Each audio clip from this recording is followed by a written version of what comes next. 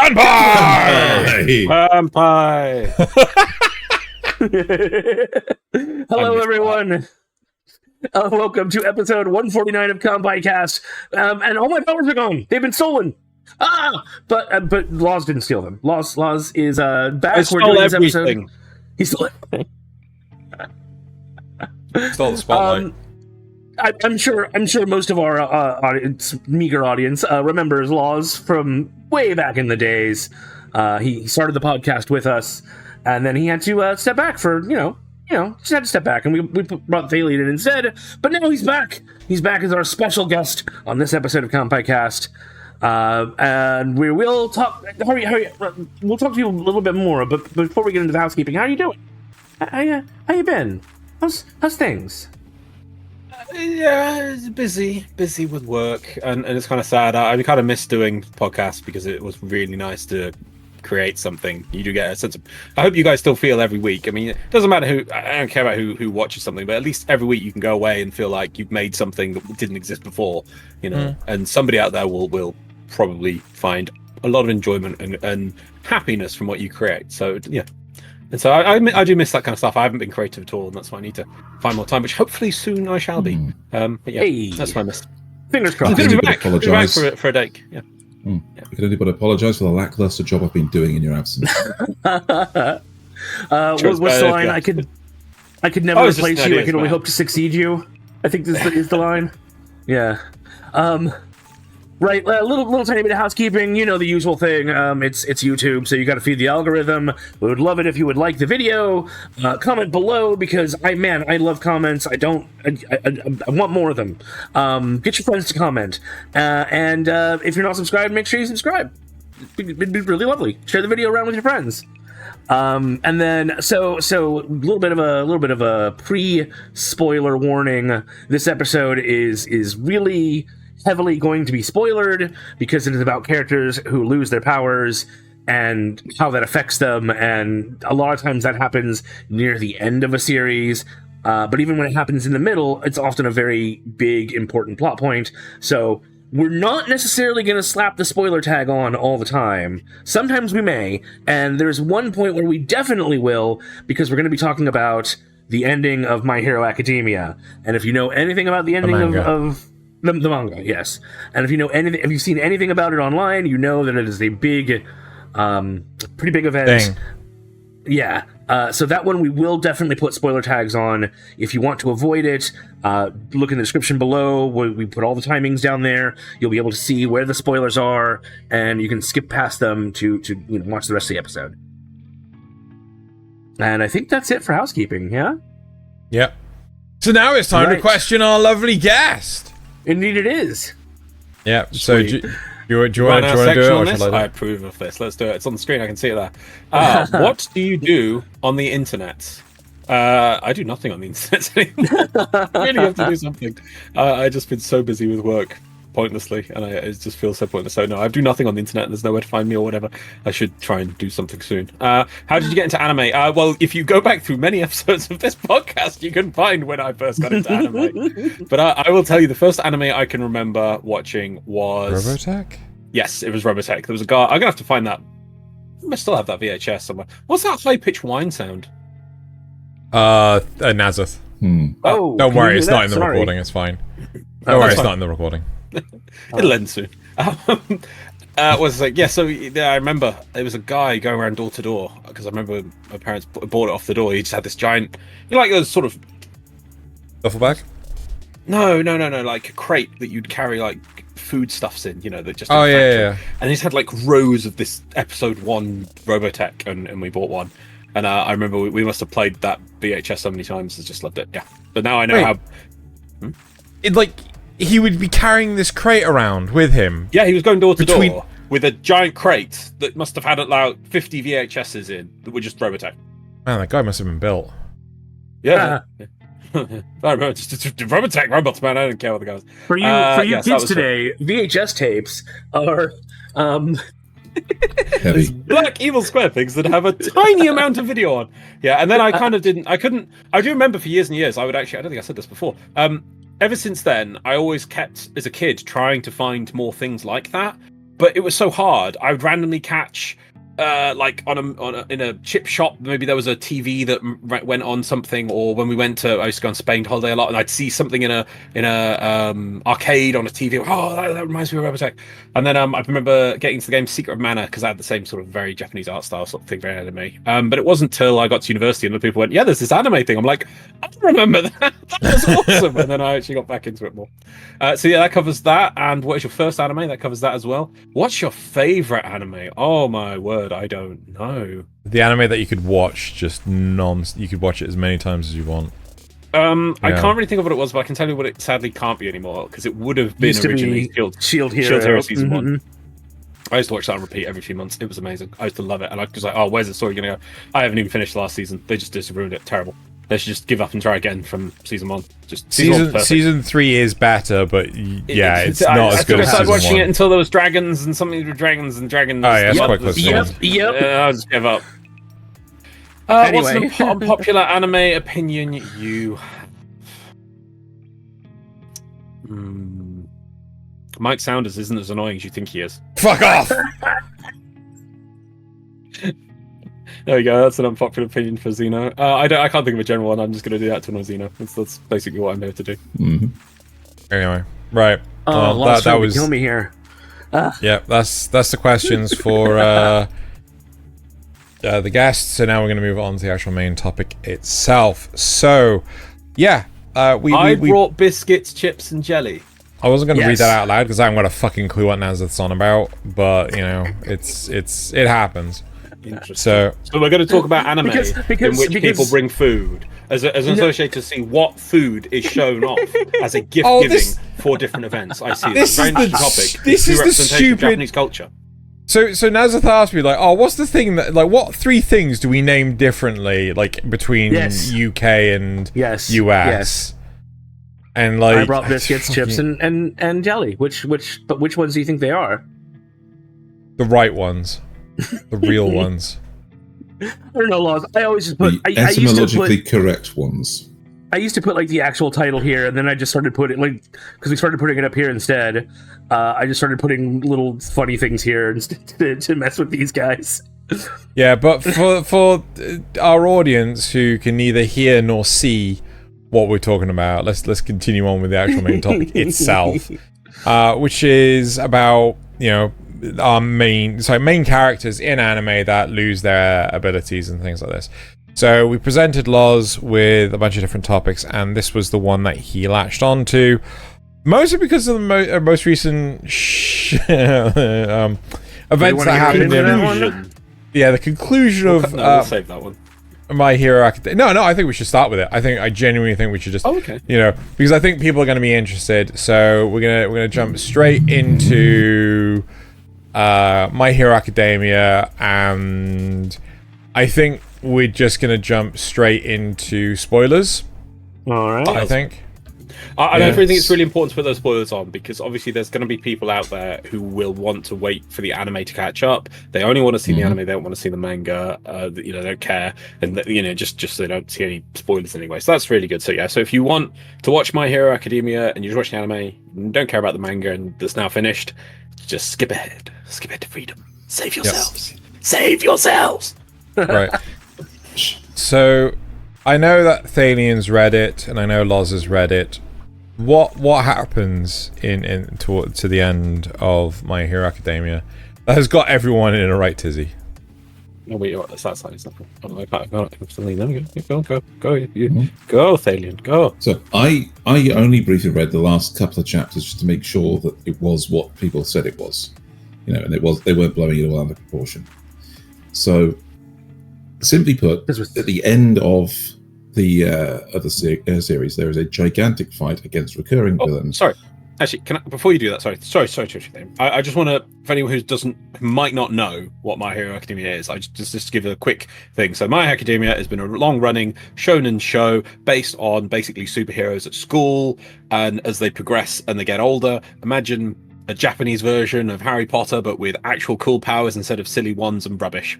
And then as the kids progress, big. They have to step up into the real world, and there's villains out there, and they're gonna have to deal with them. And it's pretty nasty, and it escalates into like crazy all-out war. Is what happens. That's the general arc of the show. So it's kind of a bit serious at times, but the majority is it's focused on the main class with one hero who's one kid who didn't have a superpower to start with, but gets one, and hits his journey through his school life. There we go. Indeed.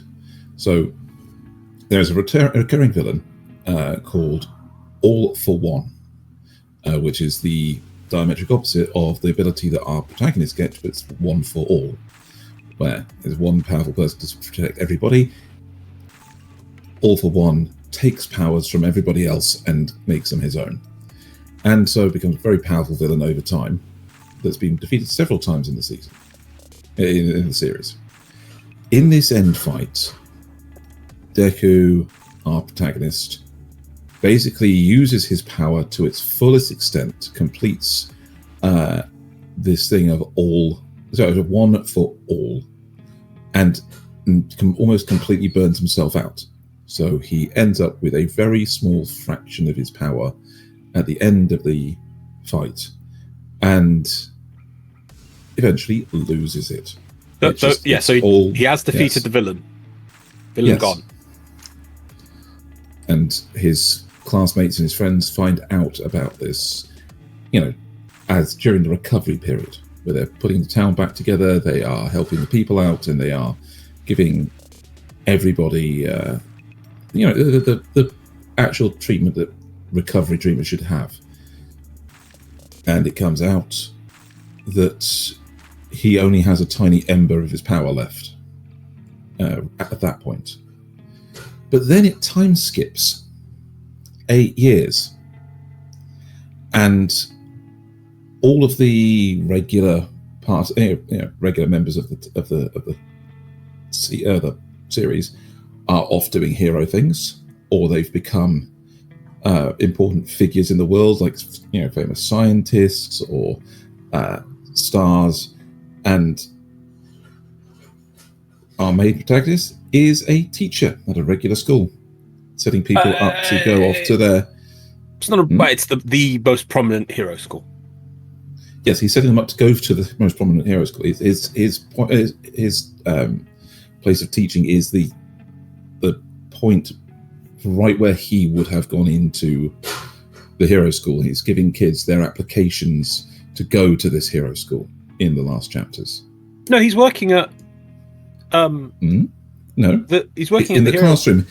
In the classroom, he's literally talking to the kids about where they're going the next year, whether they're going to like the hero path, whether they're going to the the tech path. Right. So that makes it even worse. Yeah, so he's not even at the hero school. He's teaching regular kids who are about to apply to the hero school. And he's then thinking about all the other people. He's glad that they're off doing their own thing. And there's even a little sad bit where some kid falls over in the street and he tries to dive to pick them up or to catch them and doesn't even reach them. And some other kid actually manages to save them from falling over. No, Deku saves them. Does he? Yes, Deku saves the kid. Are you sure? No, yes, some kid's falling over. Deku saves him, and the new kid doesn't make it, and then it's Deku talking to Deku who didn't save it. Yes, giving some yes. So it shows that he's still got that hero spark. He wants to save people, but he knows he can't. And then they kind of ruin this sad end as well by having All Might, his mentor, show up from overseas, where he and some of the famous scientist types have put together an Iron Man suit for him, funded by all his friends, including his rival, and that lets him join up and start being a hero again in the final panel of the manga. And he's leaping into the adventure with all of them once again, basically just with a mechanical suit on. So I do want to correct it slightly because I've got it up just to have a quick look. It does cut between two different schools. So it's showing one classroom, and it's implying that Deku is at the main high school. Then it cuts to a different high school with this kid in. You then follow this kid to the All Might statue. That's where a kid falls over, and Deku catches the kid, and then Deku's talking to the kid. So Deku is teaching at, I can't remember what's called. 1A? No, that's you can understand my... the hero of the hero school. Yeah, no, definitely. UA. No, I could, yeah. UA, that's it, yeah. That's where he is definitely, he is teaching there, because you see it earlier, and then you see it later. So it is implying he is there. So there is that. Oh, God, that would have made it super depressing. Okay, so yeah. Yeah. Now, so why is... During, when Loz was telling me this story, I came up with the theory that somewhere along the line, Deku has had a psychotic break, and none of this ending is real. Or he just kills himself. He dreams that as he's dying. It's just ridiculous. Yeah. It's so... He could be dying too. Yeah. Yeah. Died in the fight to one for all, or all for one. It is. Yeah, there it is. There's some terrible bits in this thing. So, is there anything you want to add, or should I just start laying it? Well, I kind of want to discuss why is it that the internet is in an uproar. Like, so we spoke about All Might earlier in the manga, getting his own Iron Man suit at some point, and for the final battle. Yeah. So like, why is the community at large in such an uproar about? Well, no, this? There's two sides to the community. Obviously, you get on social media, Reddit and Twitter and things. Some people are saying, "Oh no, it's fine. Oh, you can't read. Your reading comprehension is terrible. Oh, it's just that there was a bit of an issue with the translation thing on the first few days, where a fan one did it one way and then Viz Media did it a different way. But it really was like two sides of the same coin they were doing here. It was like, did Deku said he was just sad he wasn't a hero, or was he saying I am feeling really alone? And it's just like it's kind of minor things here. The thing is that there's been in fact very recently there's been a breakdown of again, someone's put a lovely thing on Reddit about why it is. The problem is it ruins the whole story. Early on, the main character doesn't have a quirk, and people are telling him you cannot be a hero without that quirk. That's what his best friend, his old best friend, who's kind of against him. The whole society is basically saying you need a quirk to be a hero, and he was supposed to prove that no, I don't.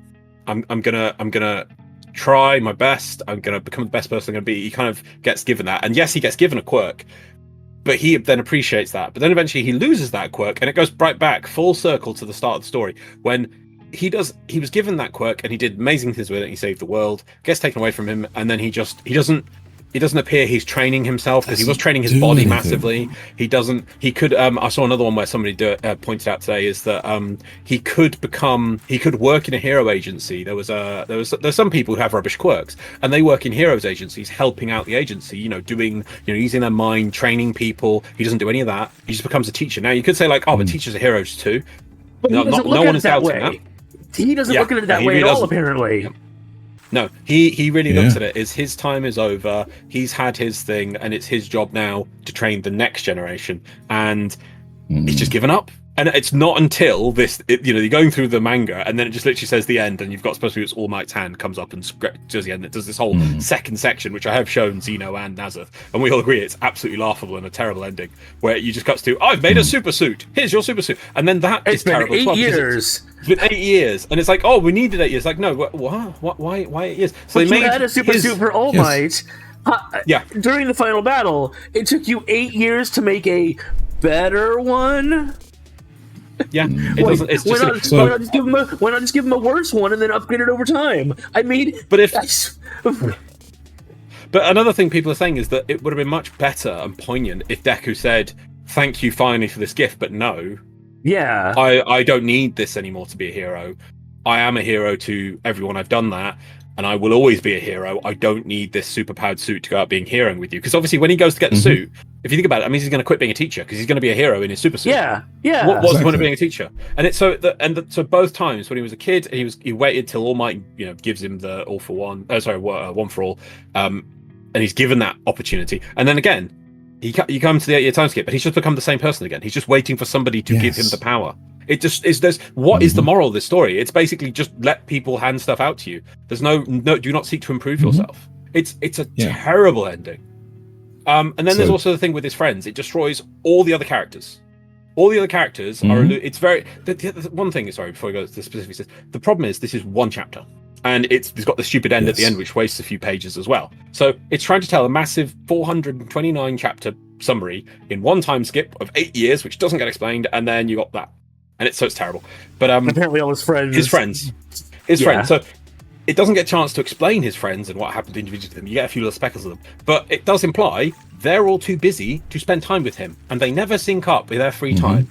But it also states that but it also states that they're all superheroes, being superhero stuff, but villains are really hard to come by now. The amount of villains in the world has gone down. So how can the amount of villains go down, and that his friends don't have much time to spend with him, and they just can't sync up? It doesn't, because they do imply it's like this kid he finds who wants to become a hero. Everyone's teasing him, saying it's really hard to become a pro hero now because there's just not that many villains around, so you don't need them. So it doesn't. It's contradiction itself, which implies they don't. Once he lost his quirk, they don't like him anymore. That was they don't need him. That he doesn't seem to think that. This is the thing. So just to point out these characters, when there's one point when Deku went on his sort of like solo dark hero mode, he's like, I will save the world by myself. The whole of his class came together to bring him back and say, Deku, no, you can't do this by yourself. We love you. We don't want you to do this. Don't do it. He's like, no, I must not sleep. I must hunt down all the villains by myself. I will be the Avenger. He's like, and they billing back from this. They go out of their way, and they put a large amount of effort to drag him back through this, and then when he loses his powers, we don't care about him anymore. Yeah, we're gonna be heroes now and earn millions. Exactly. So, Loz, did you ever read the earlier parts of it? The leading up chapters to that? No. The actual earlier parts of My Hero Academia. I've watched pretty much, apart from the last season, the anime. I haven't seen a big war beyond the anime. So there was an arc in the manga where they get some of the older, not adults, but like third year kind of students in, and they showcase a couple of them. That these are the next up and comers, the potential best students out of the education system, and they have their own unique quirks. One of them had the hero name of Lemillion. No, they've done this in the anime. Yeah, they've done it. And they did the actual. So they did the his actual.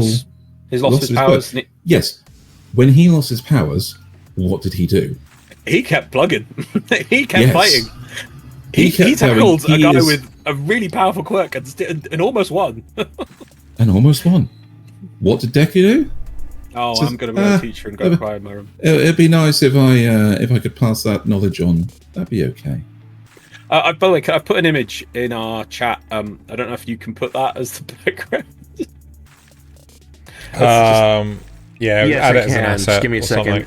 Yeah, or just bring that image up, just because this is one. Now, it is just one part in this final chapter, but at one point that is Deku's face in this chapter, and everyone is just running with it, and you're like, that's not a. Oh, I'm just being told off for a second. It's a. It's like. That's Deku in this final chapter. It's like, I love at the moment we've got his cheerful, happy eyes, and it's just going to disappear in a sec. Nasuth, pause for a second to sort this. Yeah, probably. Right. Thaylien can talk. Me and Thaylien can talk, or you. Yeah, there you go. You should talk for a minute. Yeah. What did get me with that one was that he's literally there saying, I'm doing a good job as a teacher, right? And then his own teacher from earlier on says, you need to be more strictly class. And he just, oh. Yeah, that's what this is doing here. And it's just collapse. It's like, oh, okay, dead eyes again. There we go. Absolute dead eyes. It's like he drew this in the final chapter. So is this Deku at school as a teacher? Yep. Yes. Wow. He's just been told, when in answer to the question, I'm doing a good job as a teacher, right? He's then been told, you need to be more strict with your students, and this is his reaction. Oh. Well, he asks his previous mentor guy, the guy with the quirk, name. Do you think I'm cool sensei? He was, I wish you were stricter with your students. That's important, And then Deku has this face. He goes from a smiling face to this face in 2 seconds. That is not a happy chappy. No. So that's a man that's being kicked while he's already down. Yeah. Oof. So so this ending of the story, because we're going back to people being depowered, and this is how the writer wanted to summarize their story. They depowered the hero, and then didn't do anything with it. He did destroyed with him. all the characters in the story, and then they went, oh, but by the way, he's got a power Iron Man suit. Makes it all better. Oh, yeah. That is depressing. It's so strange. That is really depressing. They could have shown him doing any number of things, like working hard, seeing his friends like, from the give it a really poignant sidelines. ending. You know, where he's like working to support these heroes. Like maybe it mentions that Ochako and the other three that are his friends are a team together, and they had a couple of achievements, and they're going around some schools. Yeah, no, they say that. Maybe they could have shown him like handing them water bottles after they've been on stage or something. Like, say, you guys are great out there, fantastic work, or something like that. Yeah. Being there supporting. Yeah, but no, I don't see them So much. But it's great when I see them when they visit the school. Boisterous powers.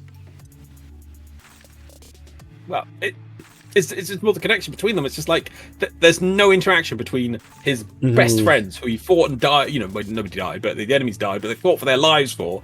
And then it's like, oh, but no, they don't even come see him now. Yeah.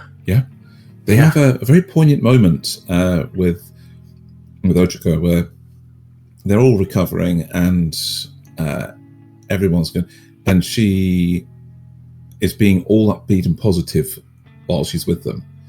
But then there's a moment where they pull her away. They say, okay, so because of this disaster, you guys can live at home for a bit and commute to school. And she decides that she's going to go home.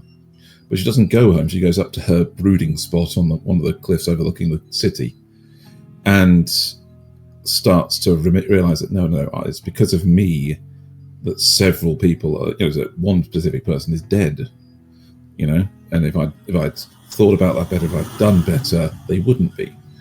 And as she's starting to admit this guilt and pain to herself, that's when her friends arrive. That's when Deku arrives to say, no, you always do this. You've been supporting everybody, but you never let yourself be supported. We're your friends. And then all her other friends arrive, and it's a beautiful moment. It's a lovely moment with all of them where they're being actual friends, and it cuts to. Yeah, what are you going to say? Friends do grow apart. Even people that have been in military situations, and that's fine. But then they just ruin it by having them all just come in with the, they don't use that for anything. It's just a detail. Yeah. Yeah, they just at the end just says he's an Iron Man suit, he has powers again. It doesn't make any sense for that at all. As you're saying there, like people grow apart and things, like maybe your high school friends or schools you at school. But he is literally teaching at the prominent hero high school where throughout the series you have seen numerous heroes come to visit, to give lectures, to give things, and they just apparently never meet. None of them like, oh, we don't want to go there anymore. Why? Deku's there. It's like it must be that because there would be no other reason. They would be turning up there all the time because that's what all the heroes used it for something, it'd be fine, but they don't use it for anything. It just they're too busy. Deku lonely. It's not to do with the losing the power stuff, but just as we'll summarize it as a point in this ending. You mentioned there's the female girl who has the gravity powers. Ochako. I'm terrible names. Ochako. Ochako. Yes. Now, throughout the anime, throughout the manga, there are very heavy hints that she likes Deku and Deku likes her, and then nothing becomes of it. There's even and the as Thaylien was mentioned, there's a really prominent fight when she has a really important moment with another character, with this character who ends up dying, a villain who she kind of becomes on friends with, and it's really prominent. And then in that, she realizes how much she loves Deku, and she needs to go say that to him. And then just this is life and death happens to let her to know this. And then that just never happens. She doesn't go back and see him. Nothing. It's just like it completely assassinates all the characters. So this is a terrible way to depower your main character for no reason. It doesn't even shine a good line. If it was saying like, if it was at the end, he said that I had a quirk, I know what it's like, I can still be a hero without my quirk now. I'm always a hero. Yes. I will always be a hero, no matter what I do. If it was that kind of message, it doesn't. It just gets spoiled right at the end. I know now what it means to be a true hero. and I can do that without having powers. Yeah. Something like that.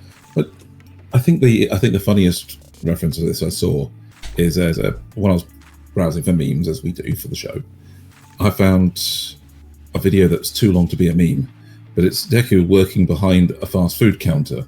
There's loads of these. Which one? It's McDonald's, most of them are. McDonald's, no. Which meme is he talking about? It's the one where Bakugo comes in and he's they say, got a bit of stubble beard. Yeah, exactly. Yeah. Is it? It's a little tough being minimum wage, but I'm still buying flashbangs and my spare handcuffs, and I'm going out at night. Got to keep it all plus ultra, but a little hard to support that.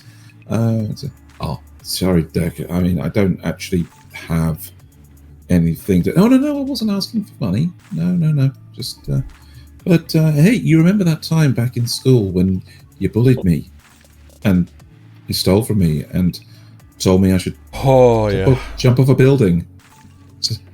Geez, I was 13, and I was mean. You were right. No, it's a bit more to that. It's like, you told me to jump off a building so that in my next reincarnation I could have a quirk. Oh my, I was cutting it down for time. That was all. No, but that's the important bit, because it's just like how important a quirk is. It's like he doesn't have a quirk, so he should kill himself, because then he can have a quirk. It's like, I think you're right. It's like, oh. Yeah. And it's just like, just give me my food. Yeah. It's so bad. Okay. And then the last point, just want to round off, is how from what you see in it, the rest of the world, they still worship All Might. All Might has a giant statue. Deku apparently was just like he beat the person All Might could never beat. He saved the world from perpetual evil that was going to live forever. Basically, that's what's going, and nobody seems to care. No, he should be like a celebrity beyond all recognition. Which is something else that could be played poignantly, but is instead used for nothing. I mean, you kind of wonder yourself, like, why wasn't the statue that the kid fell over in front of Deku's statue? Deku does have a statue in that thing, you see it, but it's off to the side, away from the All Might statue, with other exactly the same size as other Class 1A heroes you can see, just in a batch of them. That's what Deku's statue is. Whereas there's still this giant All Might statue with, like, normal people statues around to show how important All Might is, and the kid goes to see the All Might statue. Yes, and the kid even says, like as if it's a rare thing. So it says, "Oh, Deku, Midoriya, Izuki, you're real? Yeah, you're a real guy." It's almost like, what? You're actually real? And like what? Yeah, it's such a terrible ending. Yeah, for to depay on your main character for no reason. Nothing was achieved. So I mean, it's not uncommon that mangaka kind of flub their endings really badly. And I do we think that the author just like boned it in, or do we think like what are we thinking here? I think they genuinely couldn't figure it out and panicked. The running theory is that the author is just scared. He will never commit to anything. He never kills off any of the kids. He kills off all the villains. He kills off other some of the adult characters. He doesn't kill any kids in this war fight. At one point, one of the kids does die, and then is miraculously restrrected from having his heart blown out. Yep. And it literally is like, oh my god, they killed the character. Either. Oh, he doesn't kill. Yeah, doesn't kill All Might. So they just don't know how to handle poignant things. And then, so on top of that, there's a lot of running theory that there's been a lot with the shipping wars for this show, who's Deku going to end up with, and that that they receive death threats. But you're always doing these shows, you're always going to in this day and age. And then so he was so afraid to commit to any, even though this is the point. It's like, just commit to it, choose one, and then people will forget about it because they'll move on to the next ship when the next show comes out, and then they'll send someone else death threats. So just commit to it and make a choice. No, the everyone's saying the artist was too scared to, like, oh, I don't want things to rile up. Oh, people might get upset. Oh, I won't commit to anyone. Oh, look, it's all happy ending. Oh, he gets an Iron Man suit. Oh, that's good. Yeah, everyone can be happy now. No one is happy with this ending, apart from people who just don't seem to want to acknowledge the truth. Fans. Yes. Yeah. Oh, it's brilliant. This one, in terms of ending, okay. Do you know what it reminds? People started comparing it to the ending of Bleach. Now, well, should we pivot? Right. Yeah. I was going to say that's okay. So we take off spoilers. Yeah, I think we're done with My Hero Academia. We've now let's talk about just to remind you, still going to be spoilers from here on out for other shows, but we're not just not necessarily gonna going to tag on them. I think you should put spoilers on. Well, no, I mean, because there's a high chance that people like what is not going to be a spoiler during the course of this episode. Exactly. That's very true. I don't think people are too worried about the end of Bleach because it actually was not only widely known, but it's not technically over because the artist has started making another series called where there's multiple extras, like Can't Fear Your Own World and things that are set in the universe, and will continue on a bit of it. Okay. So the ending. What's the comparison? ending Of this? Okay. The artist had health troubles, and so he'd been having health troubles for quite some time, and he kept going on because his fans would write him letters and encourage him, and couldn't wait to see the ending. And so the end of the arc that we're currently on in the anime, which is the 1,000-Year Blood War, was very rushed. Okay, he actually finished up the series because he was going to go in for more time in hospital, and so he finished it up. But I think the difference is that he had an actual ending he wanted in mind. He knew who people were going to end up with. He knew where the characters would be at the end of his story, and he knew what message he wanted to convey with it. And so when the end chapter came around, it was just as rushed as this. There was this skip in the same way to go ahead, but he made the commitments to the characters that this that My Hero Academia just doesn't. So I was saying this to both Loz and Nasuth when Loz had committed to the story and everything. Sorry, to the topic. Effectively, because this is notorious across all manga. Like, seriously, if you've read your fair share of manga, the number that either just don't get an ending and just a love letter at the end going, I can't be bothered to do this anymore. Okay, thanks, bye, I'm moving on to my next project. It's through the roof. I don't even know if one of our favorite shows, which is Knights and Magic, did it actually get a message at the end, or it just didn't get a continuation? Is it on indefinite hiatus? I don't know, I'll look it up. Yeah, because the Guyver is just on indefinite hiatus. Been on hiatus. Yeah. Oh my god, I don't know how many years it's been now. I mean, the end of Bleach actually has a time skip. You see Ichigo ending up with Orihime. You see other characters ending up with each other and having families, and you actually get the start of what could be another series potential with Ichigo's child meeting up with Rukia's child. As Rukia and Renji's kid comes through as a Shinigami, all arrogant, and then Ichigo's boy is just like, oh, I can do that too, and transformed into his Shinigami self. And it's like, oh, now this just got interesting, and that's where it ends it. He takes the time over the course of the chapter to actually flesh out where these characters are, what they feel like, and but it is a very rushed end to the actual season, to the arc. Yeah, but it gives possibility, and this is so something I was saying again to Loz and Nasuth. It was a case of at any point in time you need to be able to just round off your narrative. So if it's a case of, okay, if I have to end on this arc, this is how I'm going to do it. Okay, we've been continuing to the next arc. Yeah, you've got to have opportunities to have outs. And if you don't think about this in advance, then you're just going to flub the ending, right? I want to say they did that for Babylon 5. Not to bring up the best piece of Western media, Babylon 5. I think every season they essentially had a planned out. Even though we wanted to do 5 seasons in total. And you can see how it works because they got canceled in season 4 and they did an ending. And then they had to come back for season 5, which is another story. Oddly enough, there's another great Western cartoon, which is Gravity Falls, right? I love Gravity Falls, right? But it was designed to only ever have 2 seasons, right? And the author did not want to drag it out. Sorry, not the author, the creator, the showrunner, did not want it to drag out and basically be flogged to death, right? Yeah. Like a lot, like a lot of Western shows end up having. And recently within the last couple of weeks, I saw a short where basically someone's like, "Oh, this should have more than 2 seasons. The showrunner's pathetic," and you're just slamming on. No, you've actually got something that ended really well. There is so much value in that. I would rather a show end.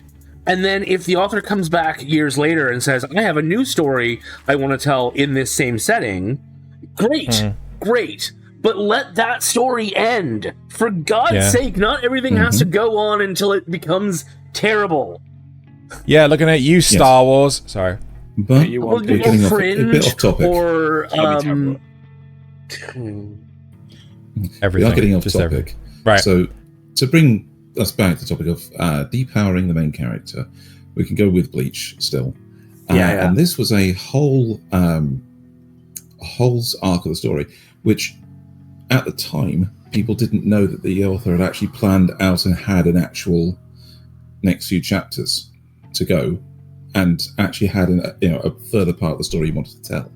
So this seemed a bit weird at the time, especially because the anime ended on this point, for so many years.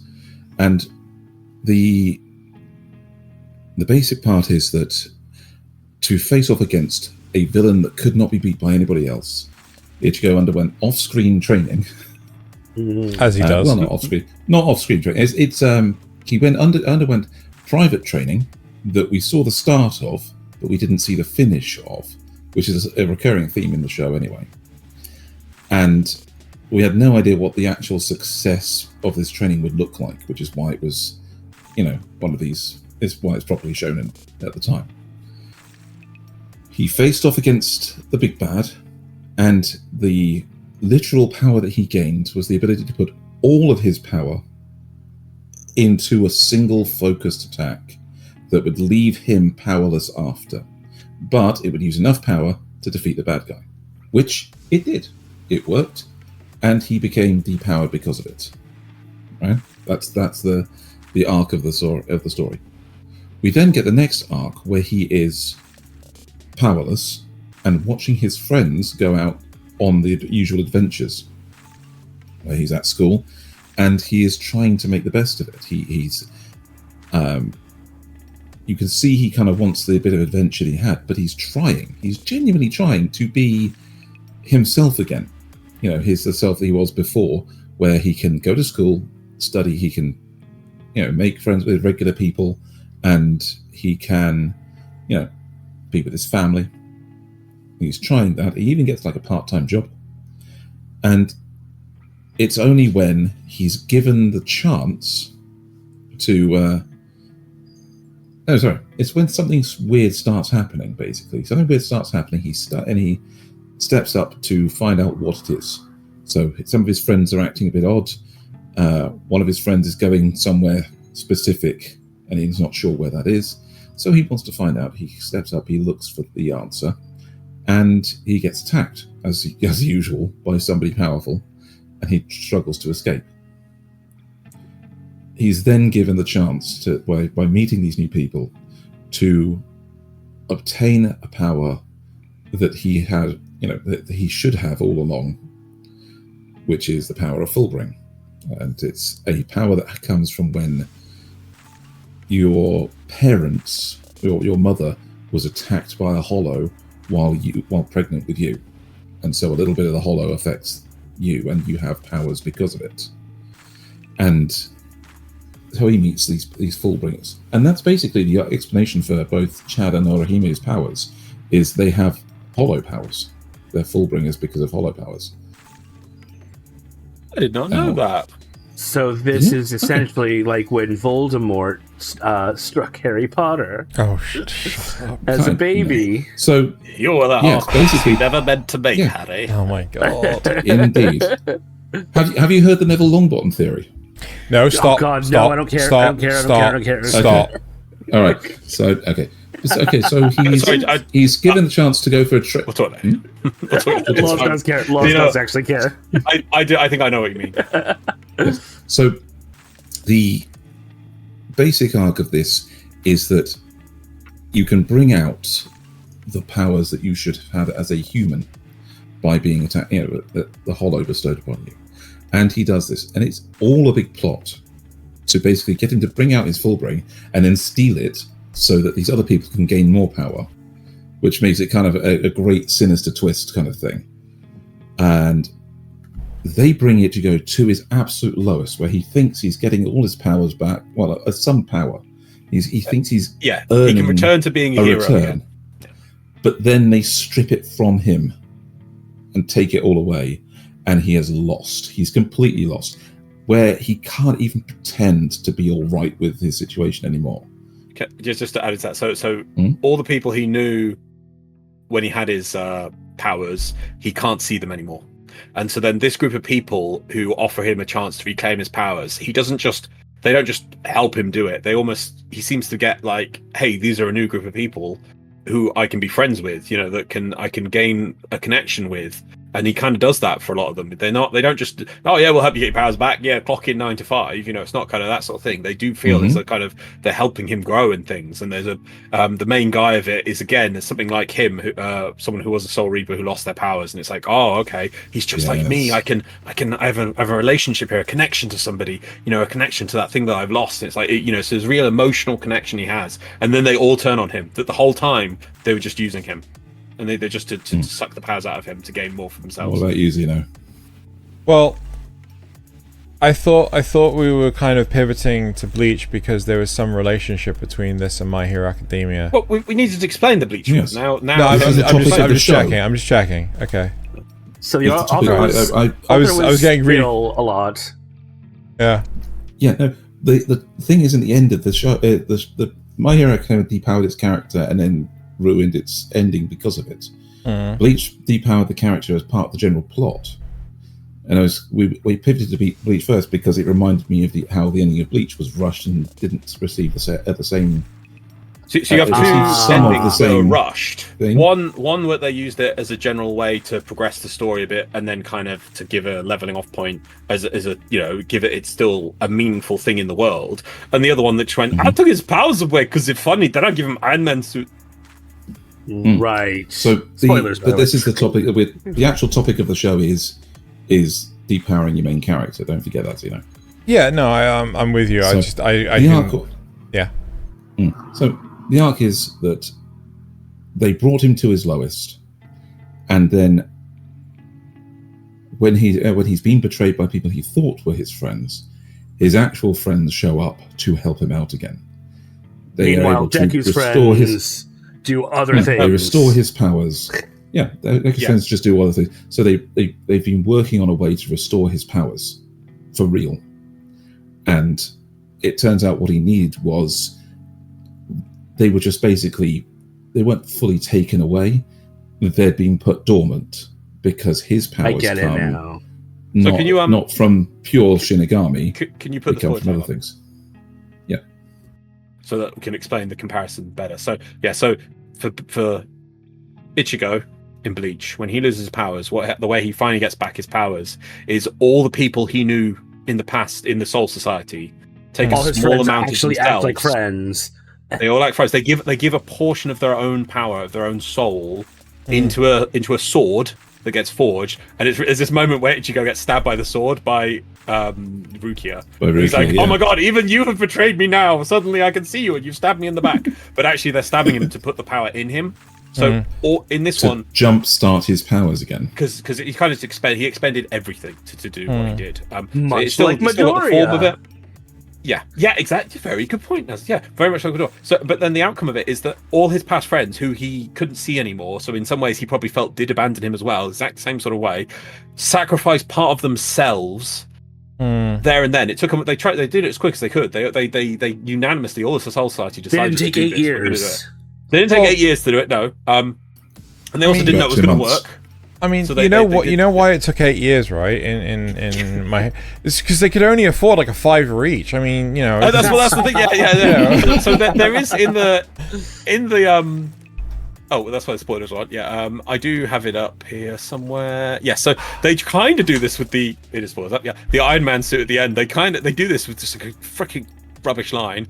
Decker goes, "Oh, but that looks expensive." And then All Might says, "It was created by a friend from the US alongside a character in the show and funded by Class A alumni with young Bakugo at the heart of it." Wait, so why couldn't you have funded it, All Might? You're All Might. Yeah.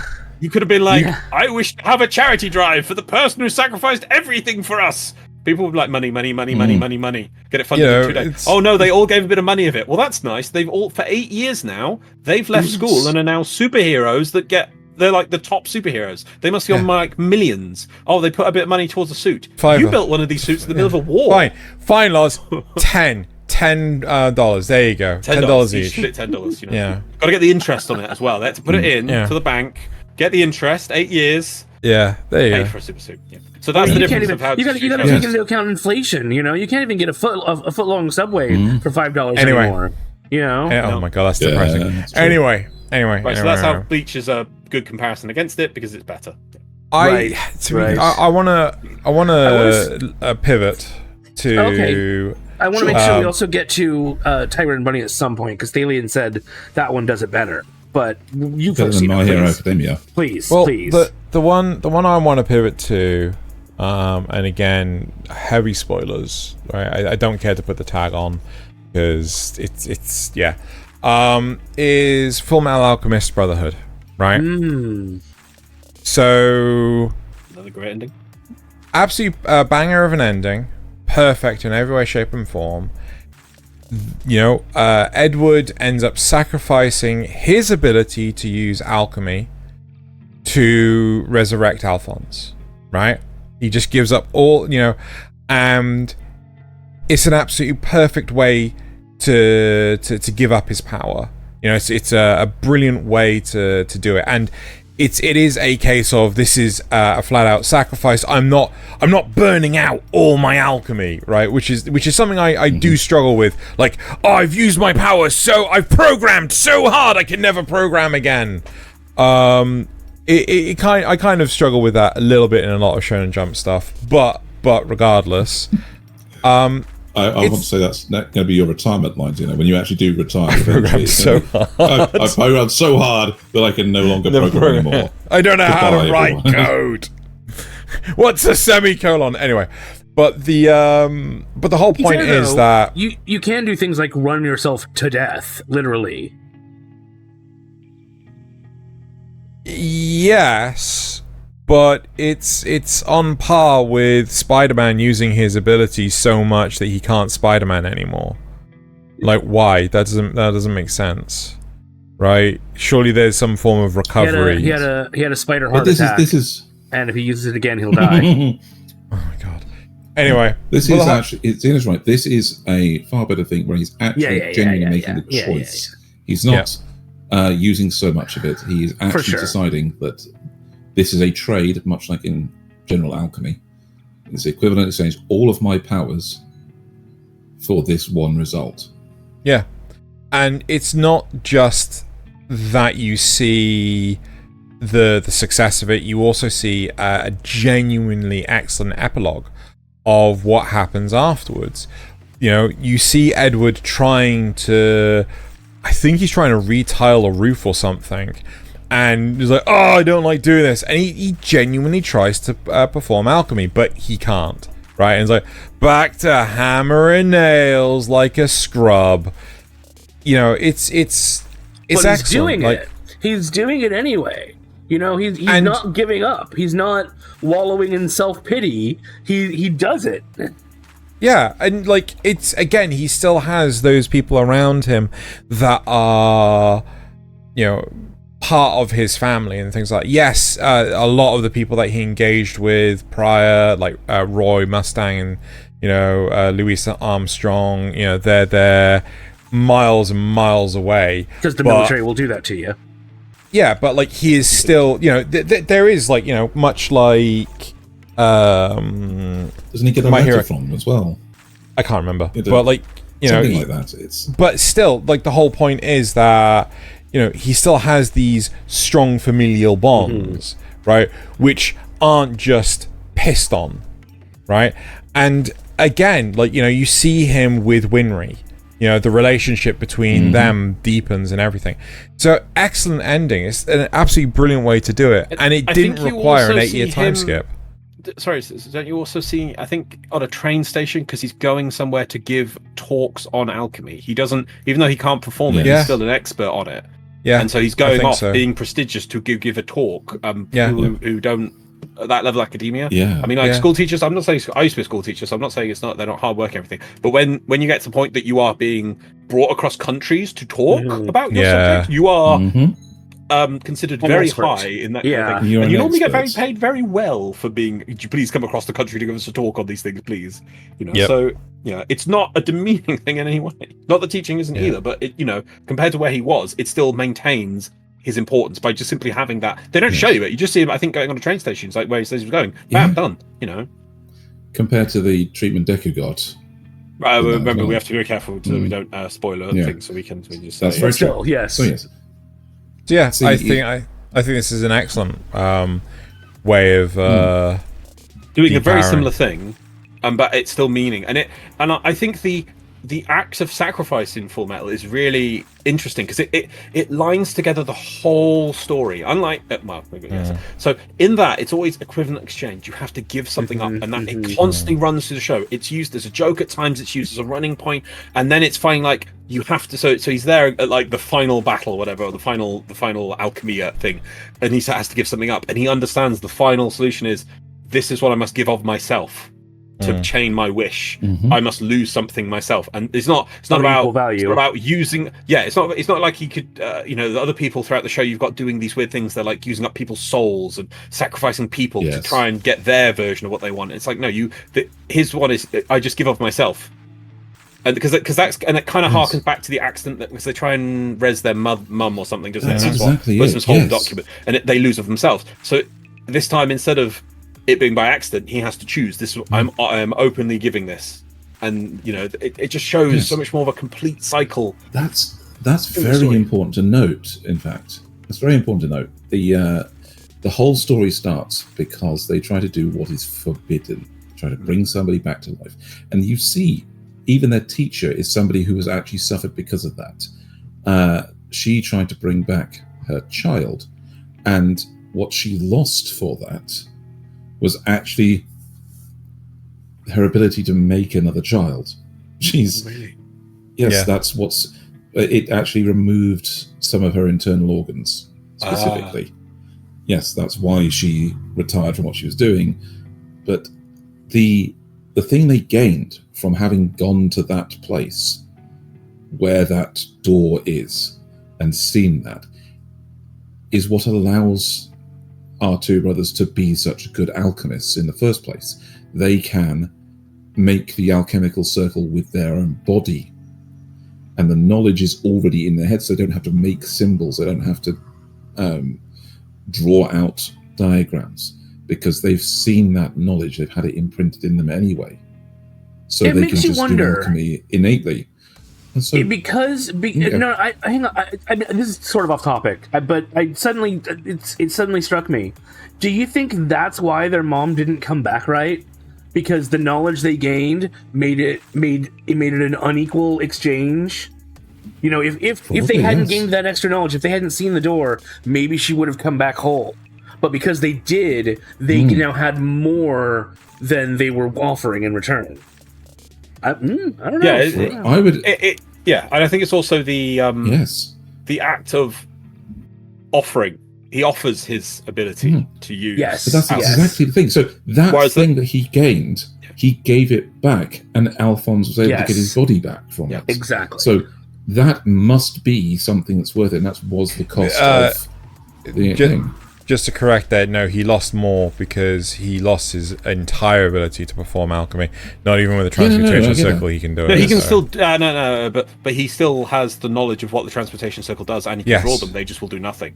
So he hasn't lost knowledge. Yeah. He's lost the ability. But that ability, that innate ability to do alchemy, is now lost to him, and it's something that he gained as an innate ability in the first place from viewing the door. So he gave it back, and that allows him to trade back something that was lost because of it. Who wants to talk about something next? Wasn't Tiger and Bunny important? Because we can blitz through some of them. Yes. Tiger and Bunny, Nasuth. Well, I brought that up. I honestly don't remember the ending of the first season very well. If I'm totally honest, I do remember that it should have ended with just one season and not had a second season. But that's another story. Yeah. So it's a very simple and very shonen style show in the sense that it is about he essentially just gets too old to perform anymore. Yeah, as he's gotten older, his power goes away. So he has this ability to make himself super strong. He makes himself like All Might. But it's by the time we join him, he can only use it for about 5 minutes at a time. Whereas Bunny, his new partner, has the same ability and can do that for much longer. And he doesn't have to turn it off like that. It's a voluntary thing completely. And it's a great, stupid, almost like buddy cop kind of comedy with this young, attractive guy and the old guy that's not, that's graying and not very able to perform. And yet, at the end of it, so the Tiger doesn't actually retire as such. He's still trying to be a hero, but he can only use his power for 30 seconds. Yeah. Because it's still fading. But he's still gamely trying to help people, to save the day, to be a hero. And he's proud of his partner, who's gone on to be a full-time pro hero, and is living the high life. He's actually genuinely positive about not being able to do as much. He's positive about the rest of his life. I think he picks up a girlfriend and everything because of it. It's because of the struggles he goes through, despite his failing abilities. Yeah. So it's a very positive look on going slowly downhill with your getting older, getting on in your career, and he doesn't just let it stop him and then go do something else. Yeah. So, as an ending, I think he did it way better. Probably keeps himself as fit as possible, so he can keep doing, keep performing even when his powers fail him. Yeah. Yes. So similar to Fullmetal Alchemist in that sense that you see a much more satisfying portrayal of the character after the main events are done. So how he's progressing, what he's going to be doing, and how people still think well of him because he's still putting in the effort and trying his best to be who he is. There's no pity there, except from the idiots in the crowd. But they're laughing with him, not laughing at him, as it were. So it's, I think, as in terms of an ending where they depower the main character, that's a way better way of handling it than we saw. Especially when that main character's a superhero. Yes. Right. Yeah. I'd like to blitz GaoGaiGar out just quickly because I won't go too much on it. If we're done for talking about it, or does Cena want to say anything? Or... Keep going. No. Okay. Yeah, just an example. So this one is more of a mid-season sort of thing for GaoGaiGar. You've got the main character. I think you can just see him there. He's a kid, and his role in the whole story is to cleanse the corruption of these alien things that the giant robots defeat. Very simple story.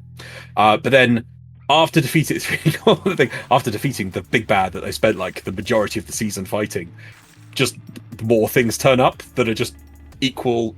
Multiple of them turn up, and they're equal, if not stronger, than the big bad they're spending the whole time fighting. And he can no longer cleanse them. they're just the corruption is different or whatever. And another character turns up and does it easily. So we have this mid-season a point where the main character, or who we thought the main character, has lost almost their reason for being, and they've got to just rediscover it. And the only way they can do it is just by force of will. They have to keep trying. They have to keep pushing. They don't give up. They have to go, no, I will do this. I will cleanse the corruption. I have to do this because he has to save. He does do it to save people. It's like, if I don't do this, people can lose their lives. I've got to help, and so he does overcome it through not. Is this the little kid that turns green and has like wings and stuff? Yeah. Yeah. Okay. They like cleanse the corruption of there's an evil nasty thing on screen. There we go. Yeah, a big nasty ghibli thing. Yeah, that sort of thing he has to cleanse, and they're sort of alien. Well, I can't remember. They're maybe from another dimension or something. It's just a bit weird. But yeah, so it's this point where he can no longer perform the role in the team that he had to, and another character appears that is able to do it, and almost looks down on him for not being able to do it. And so, what is his choice at that moment? He can just say like, oh well, that kid can do it. That's me done. I can just go back to having my normal kid life. Yeah, but then it turns out it's like if he does that, he has to step up. He has to, otherwise people are going to die. So he does step up and he does force his way through it and doesn't give up. And he does manage to finally gain the power to purify these new enemies. And it's just like, just interesting. It's a way to do it mid-season. Has a bit of a point, bit of an arc, and he grows from it. The character grows from that experience. So that's the way of doing it simply. It's not as big as the ending ones, but you can use it mid-season. It shows good representation of the character for not giving up. Yes. Pushing beyond their limits and trying something else. Are you saying that basically he ends up doing it? So he ends up learning it because it's been a while. No. Okay, fine. It's been a while, but like it's not perseverance. It's the fact that it's a desperation move. No, he kind of has to. It's not. I don't think it's I'm going to guess that the other person that cleanses people turns out to not be a good person, and so if he doesn't step up. Oh, okay. Oh, all right. He's just like the Lancer character. Yeah, no, it's definitely good. It's just like 6 hours, like you're not sort of needed anymore. I'm here, sort of thing. But no, they're both bad. But no, I can't remember it being pitched that way. I remember. I don't want to say it's like he just tried harder and did it. And so there was a reason why he could have just accepted that there's someone else here to do it now. I don't need to do this. I don't have a role. But he does step up for some reason. I can't remember. I think he's still there when a fight's going on, and so he sano, I'm going to do this. I'm going to, It's not... Because I don't want to pitch it as it being selfish, but he's like... Yeah. No. Well, I think it's just... I think he's fighting over there, because he also has a role in fighting as well. Exactly. And it's so it's not a selfish thing of like, I want this because I want to be part of the team. It's like he has to push through, and he could just give up and say, oh, well, that guy can do it. And he doesn't. And so, yeah. It's been a while, though, so I don't want to... this up.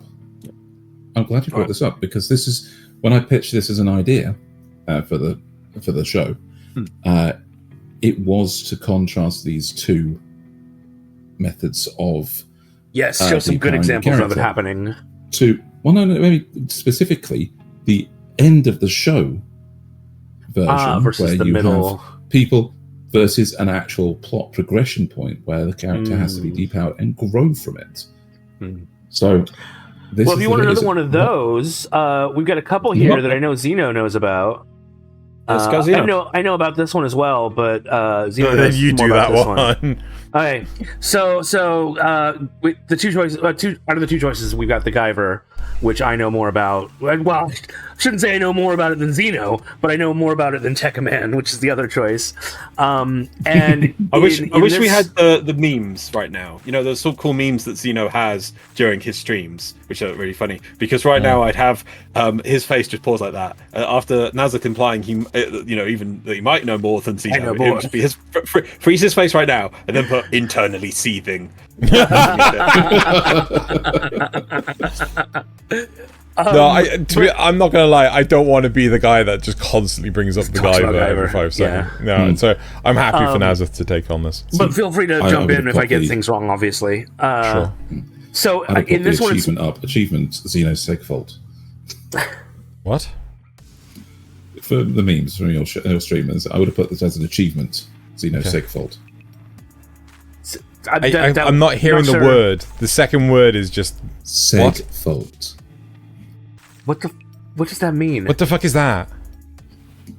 No, never mind. It's the vault. When you write on the ring 0 kernel without, and it causes a fault in your system.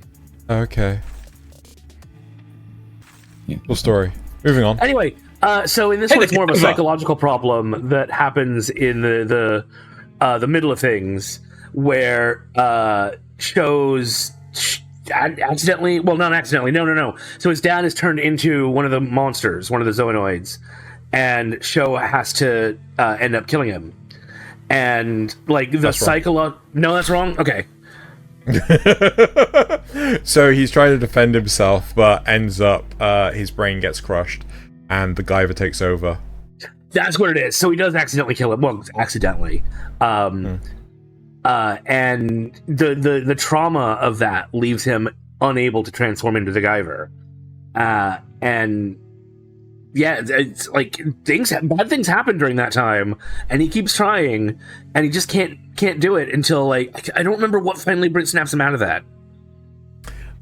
It's Aptum basically tells him what he did, and the shock, him facing the PTSD of what happened. Right. So it's the fact that he has to end up confronting it. Right. Okay.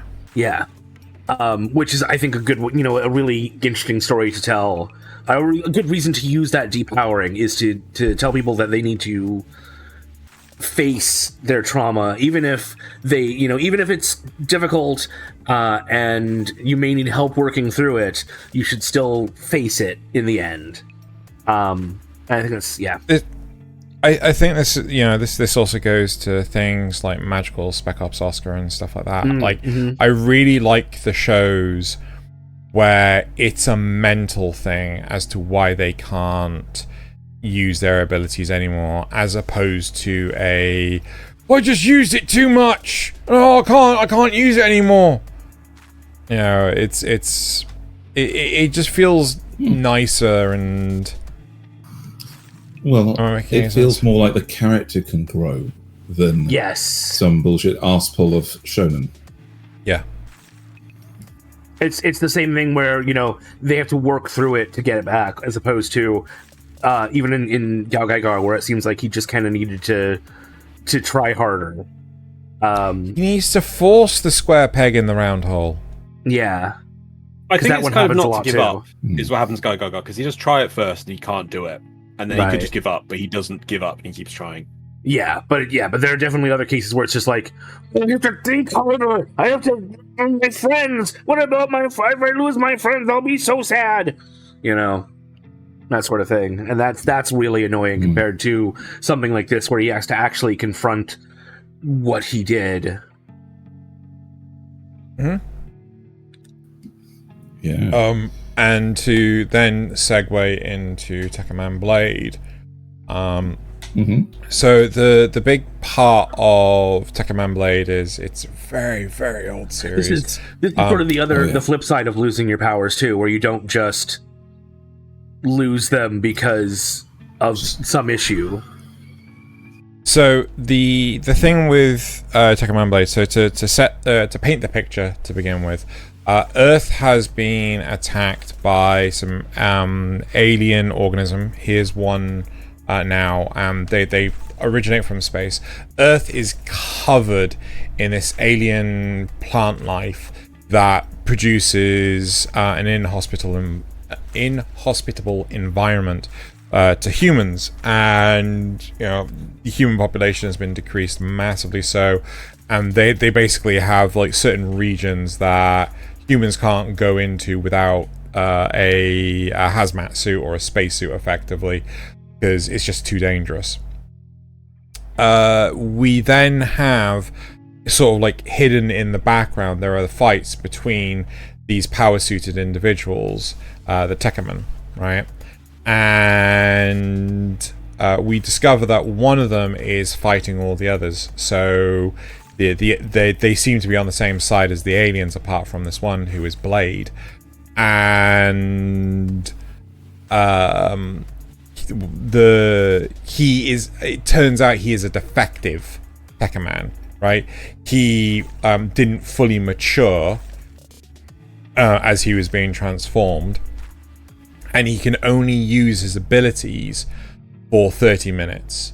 If he uses abilities for longer, right, he goes full-blown amnesia rage mode, right, and will just attack anything and everything.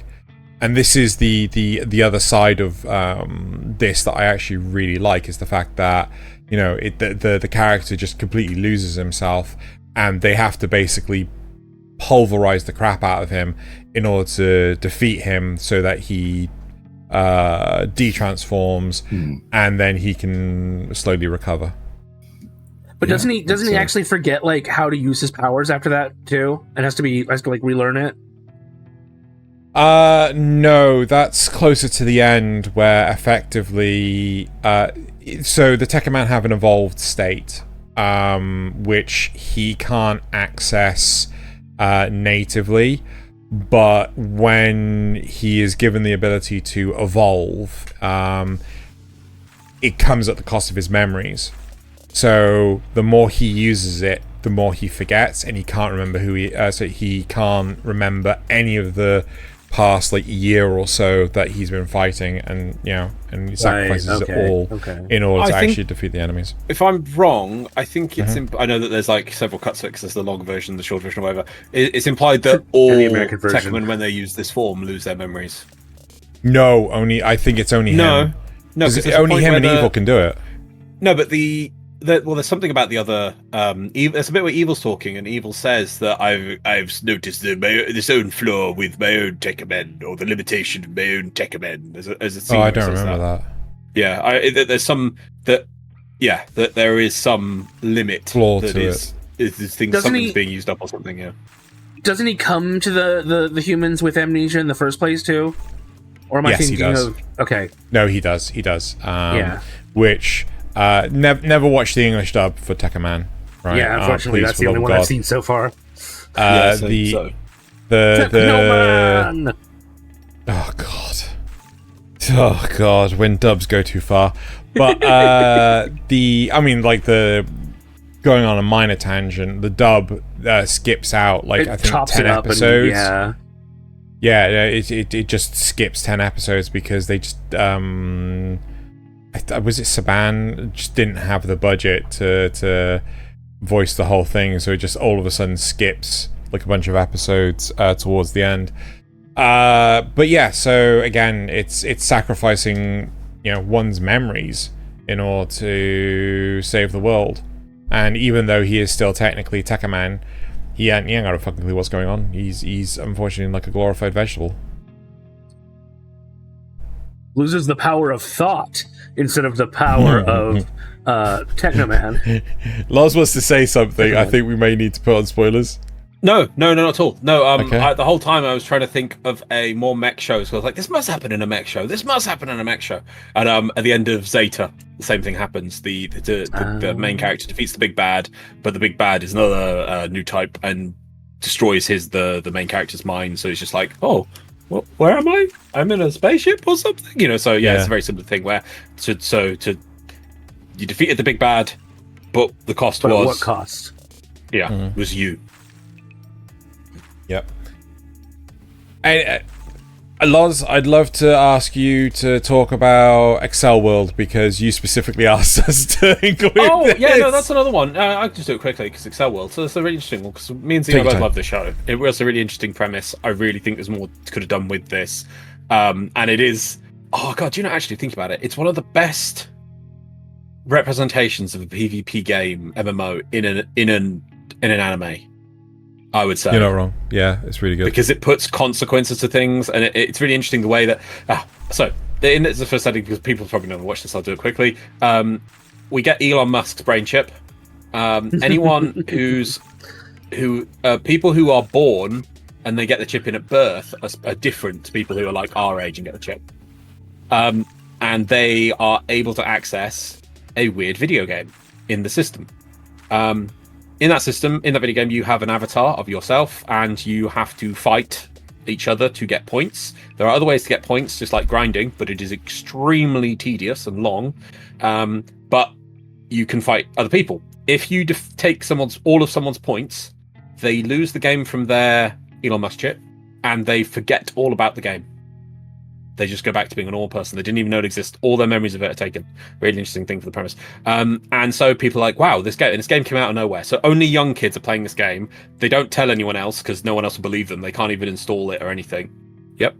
Wasn't there a point that the school you couldn't play the game? There was something about it.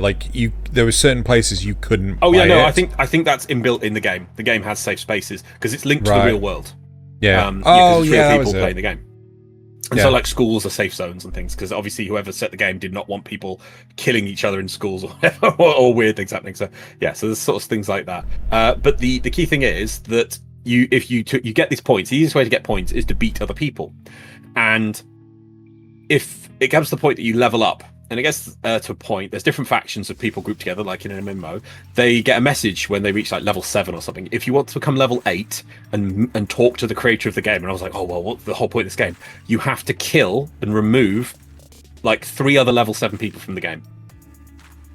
And when this happens, the game sort of stalls because nobody wants to risk their avatar in that level of fight. Like the level 7 people, they're like the guild leaders, and so it all stalls and it all just becomes quite stagnant at the top. And I think that's really how people would respond to it, because it goes from being an MMO PvP game where there's still the risk of loss, but people can achieve it. You know, they just don't risk all their points and they can just get them in through other means. To you have to defeat 7 people and take away this from them. But the interesting thing about that's the setting of the show. The actual point where there is a... Sorry to interrupt. There was another point where, if memory serves, the events of the MMO fights were like that sort of thing in the real world. They were like super fast. So It's called Accel World because the game is happening at your brain has to be fast to play the game. That's why only kids who have the chip inbuilt, they've grown with the chip rather than having the chip after having fully developed brain. So they're able to cognitively happen faster. The game world actually has several levels, and you can go down the deeper levels, Inception style, deeper. And as you go deeper, you're deeper. Where are we? There, yeah, deeper. Where? No, wait, which? Yeah. There we go. Yeah. There, Thaylien. There we go. Right now we can go. Here we go. There we go. Deeper. That didn't really work, but there we go. Yes. Anyway, as you go into deeper worlds. No, it does work that side, doesn't it? Yeah. Sorry. Yeah. This is deeper. When I was grabbing screenshots for this, you could see it happening. The two characters, the girl, this girl, and the short little boy, would like talk to each other while things were happening around them in the real world, and like everything would just stop and go blue, and they could have a whole conversation before things went back to normal. So yeah. So you know, 1 hour in the game in general happens in a minute or a second, sort of thing in the real world. But you can also even go deeper in the world so that you can get to and that's how people get these points. They go really deep in and they go grind these giant turtle things is all you see. But it's supposed to be, it's like a lot of effort to get like 1 point. You can just go beat people easily and get that kind of points, but people do it because they don't want to risk losing their characters. But if you go like 3 levels deep, it's like you spend 1 month in the game and 1 second has passed in the real world. So you can spend, like, if you go deep enough, you can spend lifetimes and the world has not even changed a day, kind of thing. And you can come back. That's kind of shocking if you could go out of the world, live several lifetimes. So it's Inception, right? It's Inception. I did say like Inception. Yeah, you did say. And then you could come back up again. Yeah. So this was years before Inception, by the way. Yeah. So it's got kind of that system in it. So there is that as well. But anyway, the main point about the main character, which is kind of the thing about losing powers, is a character appears as an antagonist that has the ability to steal unique skills from people. And the main character's unique skill in this world, in this MMO, is the ability to fly. No one else has been able to fly.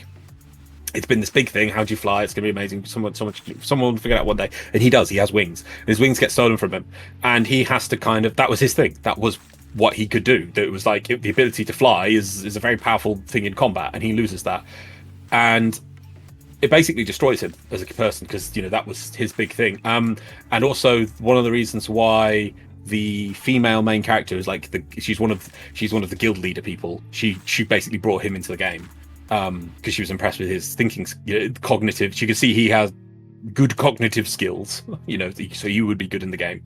And she gets really enamored with him, and like her avatar is just a very spiky thing. It doesn't even have hands or legs, and she's really repulsed by it. But then she's amazed by his ability to fly because it's such a graceful, amazing thing. It's freedom, it's liberation. But he loses that while she's also away on a what's the word? in Japan. They have these things where they go on trips as teams. So like she gone to Kyoto. Retreats. They go on like learning, training retreats or something. I don't know.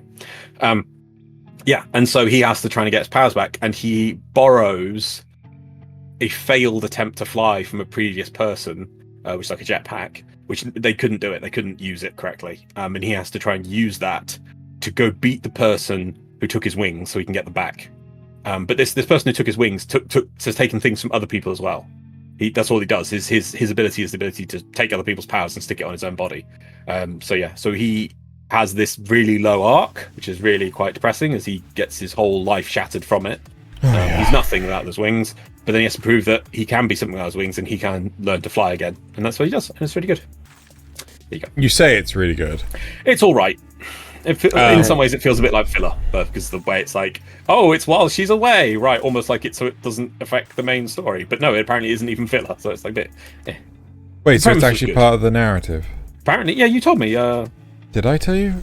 Yeah, somebody who read the manga. Oh, okay. It would have been interesting to see how she would have reacted to, since that was like one of the things that brought her to. She does. She comes back. No, she comes back. She. They think she's away, but she travels back in the game through use of somebody who has a horse or something. And it's like, wait, you know, this would take hours or days to do. And she's like, yep, did it, just to be back, to kind of give him that moral support. But he's already winning at that point. Yeah. Right. Just but it was like a call out, or something, and she's like, something's going on. I'm going to travel many days in game to reach you. Yeah. Just to point out, Accel World. The light novel is still going. It started in 2009, and it's on volume 27, and it's still going. Well, like I said, there was that interesting premise about these high-level people. Their goal is at some point someone should kill 3 of the other ones and then get to this level. But no one wants to risk it, apart from this girl. That's why she's kind of an outsider, because she's like, no, I'm going to do it. I think she killed one. I can't remember if she killed one or not. Possibly. I think she did. I can't remember. Yeah. So it's like she's killed one, she could kill others. But yeah, it's really interesting, and they never even got into that storyline. It was just really interesting. The first half of the series is absolutely phenomenal. The second half is utter trash. That has been animated. That has been animated. Sorry, yes, yeah. But I mean, animated. Like looking at it, it's like, you know, the light novel has 27 volumes. The manga has 8 volumes. They seem to release like one a year, but they haven't done any since 2017. There's a bunch of spin-offs. I don't know if the manga's continuing or if it's just the light novel. But yeah, it had such a interesting, unique premise. But indeed, yeah, those first few episodes, you're like, wow, this is amazing. I can't wait to see more. And it's kind of oh yeah, no, the manga is definitely concluded. They must have just stopped it, but anyway. Yeah. So I have a question. Is what, on this particular topic of depowering the protagonist, are we talking about seeing Dragonball Z on the list? Yeah, I was wondering that too. I think, wasn't it because they said it was when Goku had his heart condition? Because we looked at the list to get some of these. And yeah, I think that was it. Goku couldn't use his powers because he was having heart problems. And it's like, that's not really... I don't know if that counts. That's life or death. I wanted it. I said you said about moving it. I said to keep it in because in that this is the interesting thing of what they do with that situation. So they do this bit where they depower the main guy, Goku, and in Dragon Ball Z, Goku is boss. It is, isn't he? And then what do they do? Was that situation? And it does give an opportunity for them to have the other characters step up and do things in a very sensible way. You have the whole Android saga arc, which is really quite cool. By that token, we should have also included Jujutsu Kaisen, because Gojo gets taken out in season 2, and that forces the other characters to have to get into just the worst trouble ever. Yeah, the worst shenanigans. Yeah, so I think it's a mid-season thing. Obviously, you can use this. What we're showing here, so we show the ones where it's used as a character progression arc for the main character, but it can also be used as a good tool for carefully sidelining the main character for a bit. So it's like, oh, why aren't they the one defeating the thing? So they're put on the shelf for a minute and allows you to give time and development to characters which probably wouldn't while they're standing in the shadow of the main character, which is a good way of doing it. Yeah. Yes. And also, it was a good way to get Vegeta's arm broken, which I'm always proud of. Yeah. Good girl boss moment. Yes. Vegeta breaks his arm? I don't remember that. Android 18 breaks his arm. Yep. I don't remember that. While he's Super Saiyan, which is even funnier. It's so good. They play it up so well in DBZ Abridged. But yeah. Yeah. Right, It literally is when they... But it literally is in the show. She literally kicks him so hard in the arm that it is hanging the opposite direction that the elbow is supposed to go. I remember now. Because it's interesting to expand that out. There's the other androids, which like they don't know why these androids exist. It's like Trunks was like, these aren't the androids. They're like, we beat those androids. Like Trunks like, who are these androids? These aren't the androids. And then they find the actual androids, and then they kick Vegeta ass. Yeah. I remember. Yep. Yes. So Xena's about to say something, but I was going to think, I'm not so sure I like this part of it because it takes any agency away from the main character. I know that Goku doesn't have a lot of depth to his character. He just likes to fight, That's what he enjoys and what he trains for and what he does. He likes to fight strong people.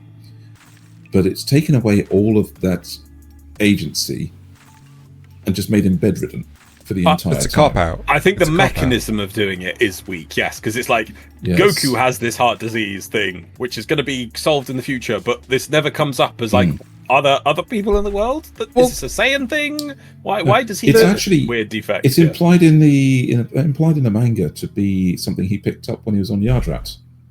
But it's crazy though, because like the whole thing is like, Goku, here's medicine. Make sure you take it before your heart condition kicks off in a year's time. And he forgets. And then Goku's like, and they're like, where's the medicine? I left it at home. So just give him a Zenzu bean. Yeah, it makes it worse. Yeah, it does actually. Yeah. But the thing on Dragon Ball, I think using it actually very badly at depowering the main character is what they did with Gohan. Yes. Yeah, Once he had the powers that he gained from... Before you go on to Gohan, because I do think and Gohan is my favorite character. But I was just thinking, they could have been like, Trunks could have said, it's like Trunks like, you're gonna have this heart condition in a couple of years' time, Goku. Here's the medicine for it. And they're like, thanks for that. Let's just go get the Dragon Balls and wish they never have a heart condition. Yes. Yeah. Or how about even at the most simple case, let's give these to Chi-Chi. Yeah, well, that's Well, Chi-Chi, you hold on to this so your husband doesn't die. Okay. Well, I don't know why it's like, right, I'm giving you this medicine now. I was here to deal with Frieza, right? I've also given you your medicine. I will see you a week before you need to take, you got to take it a week before it kicks off, right? I'll be back, right? And just, instead of teleporting, time traveling back to his timeline, he just time travels to the week before. It's like, making sure you're here to take your bloody medicine. Yes. It is a time machine. So, so getting onto Gohan. They do actually kind of address that in Super. Early on in the thing, I'm talking more what happens in the Boo saga, where they actually make him genuinely the strongest character. They give him this power up from the Elder Kai, where he basically rewrites Gohan's entire physiology magically, so that all of his Super Saiyan power is contained within him and isn't coming out as golden energy that's escaping from his body. It makes him like 100% efficient with using his power. And then he never uses it again in the future. Well, isn't that what he gets into with the whole super arc, is that he's training to get back to that state. Well, are we going to get any more super? I don't think we are. No, we're moving on to Daima. Akira Toriyama's gone. Well, no. So there is still, I think there is still super coming out in manga form, but Oh god, yeah, no, but you're right. somebody else has been handling it for a while now. Toriyama himself wanted to do Daima. Yeah. Yes. In anime form, finishing off that series. Yeah, but it's interesting because they depower him for no reason other than to make sure that Goku is still the main character. Yeah. Well, they do the same thing. They did it multiple times for Gohan. After Cell Saga. Yeah, it happened in Cell Saga too. Yeah. Yeah. Well, they do. It was always supposed to be him taking over after the Frieza saga. Yeah. They do the same thing with Jotaro. Like, as soon as he's beaten Dio, come Diamonds Are Unbreakable, and like Jotaro is like, "How did time stop, world man?" Yeah. I don't know how ability. Or just continuous amounts of like, there's something going on here. You guys go over there and investigate it. Well, I will go investigate this random side lead over here in this room on the edge of town, where I will stare at a wall for 10 minutes while you have a fight. Yeah. Good luck. And my ultimate ability is completely sidelined. Yeah. Don't forget when he literally loses it because in part 6 when they remove the disc from his head. So But I prefer that though. I prefer that by leagues. But they also were doing a better. I felt at the start they were doing a better job with it in 6 because he does use it a couple of times before then. It's like he is willing to use this instead of being like, I can no longer use the ultimate power for no adequately explained reason. Yeah, so stupid. But we getting more. More. The aptly named Sir not appearing in this film. Power not appearing in this show. Xeno thinks they're being careful about how quickly they make it because they're quickly catching up to the manga. Yeah, they've only just started production. Or what's his name? Araki. The author's name. Araki, yeah. Araki's only just moved on to part 9 in terms of the manga. So, they're going to produce part 7. How long is it going to, So I think they're spacing it out now, so which is sensible. But one show, the final show that I want to bring up, which oddly enough didn't do it psychologically, but actually did a really good job of depowering the main character. A show that I actually pretty much detest is The Devil is a Part-Timer, right? So the whole premise is a reverse isekai where the devil or the demon lord who basically takes over, I think, like 3/4 of a continent, ends up getting pushed back to the brink of defeat. And then when the holy warrior is about to defeat him, he runs away to our world, right? But he is impotent. He's unable to use any of his magic whatsoever, and in fact he ends up shrinking. He gets younger, right? And they kind of explain this based on the amount of terror that's in the world. So at one point in time, another character comes in from the fantasy world and starts attacking Tokyo, and because the general fear and panic in the Japanese citizens escalates dramatically, he's fed from this fear. And I don't know if it's shown, but did they show if it gets on the news as well? Because that would then cause terror worldwide. No, I don't think they do. But because it would. I mean, that'd be potentially why how he got power instantly. Because he snuffs it out like really quickly because he's there in the middle of the thicket of he likes being his new life now. Yeah, he does. He doesn't like the fantasy world because there weren't enough resources to go around, so on and so forth, and now he's able to live a relatively carefree life. Season 1 was to kill him. Yeah, season 1 was okay. Season 2 is really bad. So, but they're in season 3 now. No, season 2 was split up into 2 cores. Right. But so you're saying you like this one because his power is more environmental based? Exactly, right? It's a really novel way of actually tackling the situation. Instead of just like, I burnt out all my power traveling to our world or anything like that. Like, I have to spend years rebuilding my power. It's a simple case of like, yeah, because there is not enough fuel for me here in this world, I can't use my power, right? And, you know, it's a really novel way of doing it, and I actually really like it. Interesting. As opposed to like, I used my ability too hard, now I can't program. Yeah. Okay, that's another one. I've got one more I want to talk about, but I can save it if either of you have one you want to talk about. Yeah, I don't know. Loz, we never know. Track of how many times he's said that about I've burnt out my power. Oh. Yeah. Okay. Let's put some more quickly. Why was Charlotte on? Oh, Charlotte. Oh, that's exactly the one I wanted to talk about, actually. So there you go. Oh, go for it, Nasuth. Go. Yes. Go. So I found this one. I like having this one on there because the goal is to get rid of their powers, right? So essentially in Charlotte, there was an event that happened that has given kids all over the world special powers. They lose their powers when they hit a certain age, but before then, they are at risk of being picked up by government agencies, because if this was a real thing, of course the government would be grabbing them up, trying to study them, trying to figure out how to make this work for the military or, you know, whatever. And so our group kind of lives in secret. They try to keep their powers hidden. They try to not make too many waves. And there's a lot of deeper stuff that goes on in there that I don't want to get into because you should go watch Charlotte. It's really, really good.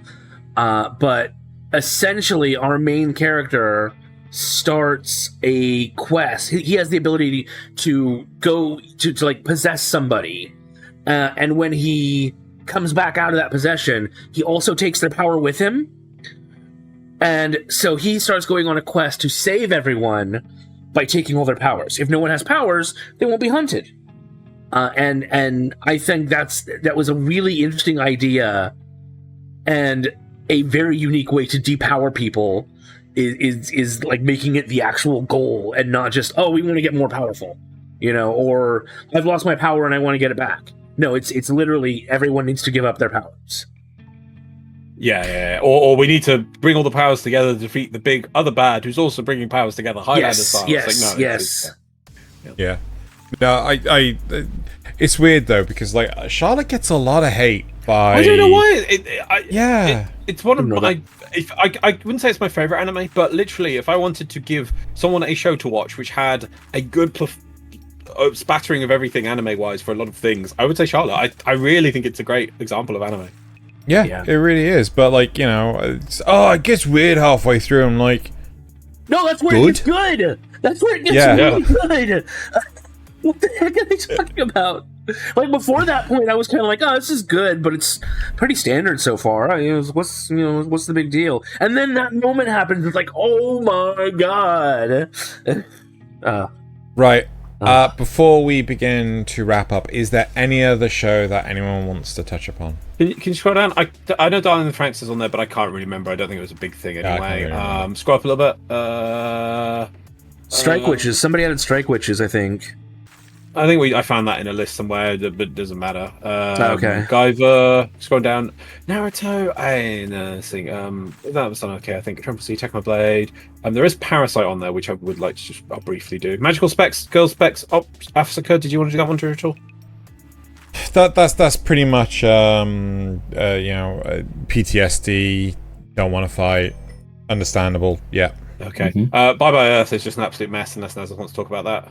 Nope. No, absolute brain rot. I hate it. My brain, it rots your brain.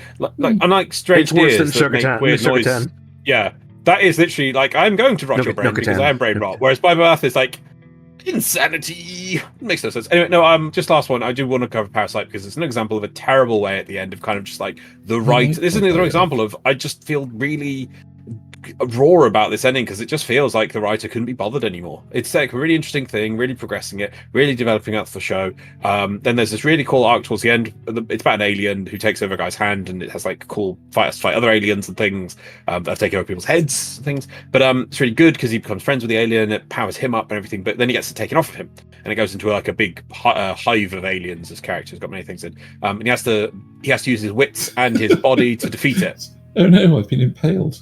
yeah. He has been impaled. And he does defeat it, and he gets his friend back. But then, so it's like, okay, it's really interesting. These aliens all around the world. In fact, they're now becoming hybridized into hives and becoming super aliens. Oh, but he's clearly gonna have to go and defeat this. And then, no, his aliens like, oh, I really enjoyed being as a part of a hive, so I'm just gonna kind of sleep inside of you from now on, and not talk to you, not to use my powers. And then the story just like, oh, and all the aliens just kind of disappear. It's like I said, I'm just done. And it was supposed to be like, oh, but it's all about environmentalism. It's just. I really was very unsatisfied by the ending. It really feels like the writer was like, yeah, I'm done now. Yeah. All the aliens, they all just meh. Yeah. Where the aliens come from? Exactly What's the aliens go? Is there more aliens? Nah. Bat recycling. Bat recycling. Because like the aliens represent predators of humans, and then what humans are doing, and it's predators of humans and things, and gotta recycle. It's like what? Because humans should respect the world and be above this sort of system or some recycle. At one point it became a penis. Oh god, it did. I forgot about that. Yeah, it did. That just came out. There were some good things in the show. It was really interesting and different things, and it's just like, oh, I'm just going to sleep inside your body from now on. Just whipped the ending. Yeah. It does. Just like that's it. And just like it ends. Like, yeah, look at that crazy shot on now. That's what one of the aliens happens when they take over people's heads, because they get full control of the body and they just do what they want. Whereas his is trapped in his hand, so it kind of has to work with him to survive, and that's really interesting. And then just I'm just going to sleep in your body. And what about these aliens that can become these weird things like this? There's whatever. Yeah, that's it. Yeah, that was the last one. Yeah, kind of meh. Right. We move on. Okay, let's just sum it up. So I think a bit of a summary. Conclusion. As a summary, we've had some good examples and some bad examples there. We've seen how it could be used in the middle of a show and towards the end of the show. We didn't have any examples at the start of a show, but that's kind of like setting stuff, so that's not really feels odd to have it at the start of the show. Yeah. So yeah, it can be used as a mid thing or an end thing to achieve a goal, or it can be used poorly. Yeah. I think depowering at the start is mostly a video game thing, wouldn't you say? That is, yes. They show you what you can do with when you're fully powered up, and they depower you, so you have to then level up. That's true. Metroid's great for doing that. Does Castlevania do it? Yeah, in one of them, you start as Alucard all powered up or something, and then you just go, your power's been gone. And the second Kingdom Hearts, the second Assassin's Creed Part 2 game definitely does it. Yeah. I don't remember if the third Ezio game does it or not, but definitely I think two, or definitely 2. Part 2, whatever. You know what I mean? Yep. So, as usual, the response is, it can be good if it's done right. If it's done right, God, we gotta stop doing that. Is that a running thing you've got? Yeah. Oh, come on! If you keep saying that, you need to have it as a thing that goes across the whole screen. Yes. Yeah, with the ba ba ba ba. The more you know. It's time to make our own Teespring with that printed on. Yeah. Oh, absolutely. I think doing it on a psychological level is so much better than doing it on I just used it too much level. I think that can work, but it's so difficult to nail it down right. That's why I did kind of like the Bleach one, because it was an actual choice. This will use my entire power, and it will burn it out to do. It still needs, it needs to feel like something going into it, and that you willingly make that sacrifice. Exactly. Rather than just like overusing a muscle so that you have to go to the hospital for a while because you got a ripped, you got a torn muscle or something. I punched the wall too hard, but I beat the wall, but I punched my arm damaged. Yeah. Yep. Absolutely. Yep. Tanjiro right. in hospital every other fucking episode. Same with Deku. Right. So unless there's any other points, should we move on to the spoiler questions? Moving on. Right. So Zrugel asks, before we start the supporter questions, I'm going to ask everyone to make sure that you subscribe to the channel, like the video, and share it if you can. It really, really helps. Don't forget, we do have an audio version of the podcast as well. I love that Zrugel is still doing that after all this time. Thank you. Yeah. I know. So Zrugel also asks, what is the most boring sports anime? I don't not really the one watch in the sports anime. So I tell you what, it's not. It's not the one where they have to be in the pool. Oh, Kaiju. Sorry, no, Keijo. That's not the most boring sports anime. I can tell you that. Keijo. How much have you watched Keijo? Did I show it to you? I think like 5 or 6 episodes. I think maybe we watched together like 4 or 5 episodes. We didn't get any further. We should. It was good. We should watch it. Yeah. Right. But what's the most boring sports anime? Birdie Wing. It's all about golf. I will defer to your judgment on that one. It's about a slice of life about a girl who gets into golf. That's about it. I don't know any more than that, but I could not get through the first episode. If there was an anime about croquet, it would probably be boring. Oh, shut up, you. I'll throw him back to Notice Me Something. Right. Okay, moving on to the next one. Is coffee equal to spice? If you hate free stuff, you can always give to the patreon.com/Xenogelion. If you do like free stuff, you're in the right place. He also asks, what is the best anime sports episode? BNA, the baseball episode. Okay, yeah, that's a good one. I'm going to cheat and go for a sports isekai where it's Kimono Michi, the very first episode where he German suplexes the princess. That's not a sport. It's wrestling. That's entertainment. Yes. Are they not athletes? I'm gonna say the Kobayashi Dragon Maid sports episode with the sports day. Because apparently that isn't in the manga, and it was just in the anime, and it's a lovely arc. Oh wow. I don't know. I have no opinion. Disappointing us. Nasuth or a reasonable fact similarly asks, you're in a death game anime. Which one would you wait, hold on. Which of you would be the traitor? Which of you would be the detective? And which of you would be the wild card? I'd be the idiot that says or does something in the first episode that dies just to prove that people Damn it, LOZ. That was what I was volunteering for. Damn it, you got there first. Let's all volunteer for that. There we go. No, you've got no. There's 3 other places, so you've got to pick the things. So I've killed myself out of the death game. You've got to use the. I don't know. So one of you's detective, one's the wild card. I think Xena would be the detective. Oh fuck. Yeah. I think Thaylien would actually be the wild card, and I would be the traitor. No. Be over in 5 minutes. I think that I'd be too golden retrieverish to be for people to suspect I'm the traitor at first. So I'd be the traitor. And then you can have Nasuth, the wild card, who helps out people. Kind of like. I don't think you remember any of these episodes. So anyway, right. All Better Now asks, be honest, since it came out and became a meme, how often do you find yourself humming or trying to chant the Shika Noko Noko Kosh Tan Tan intro? Not very often. No, I don't. I'd say maybe 3 times a week now. I'd say it's only when it's brought up, I suppose. The memes cover it for me. I saw a meme actually, which Xena will appreciate. Do you remember Boshi, the Rock? They say all good animes or good slice of life animes have an intro in which all the main characters jump into the air. I don't remember that, but yeah. There is a bit where they say that. Yeah, I do remember. The photo, then they do the picture, and then it cuts to that, and there is in Shikanoko, there is a bit where they're all leaping through, and it's like, good anime confirmed. Yep. Brilliant.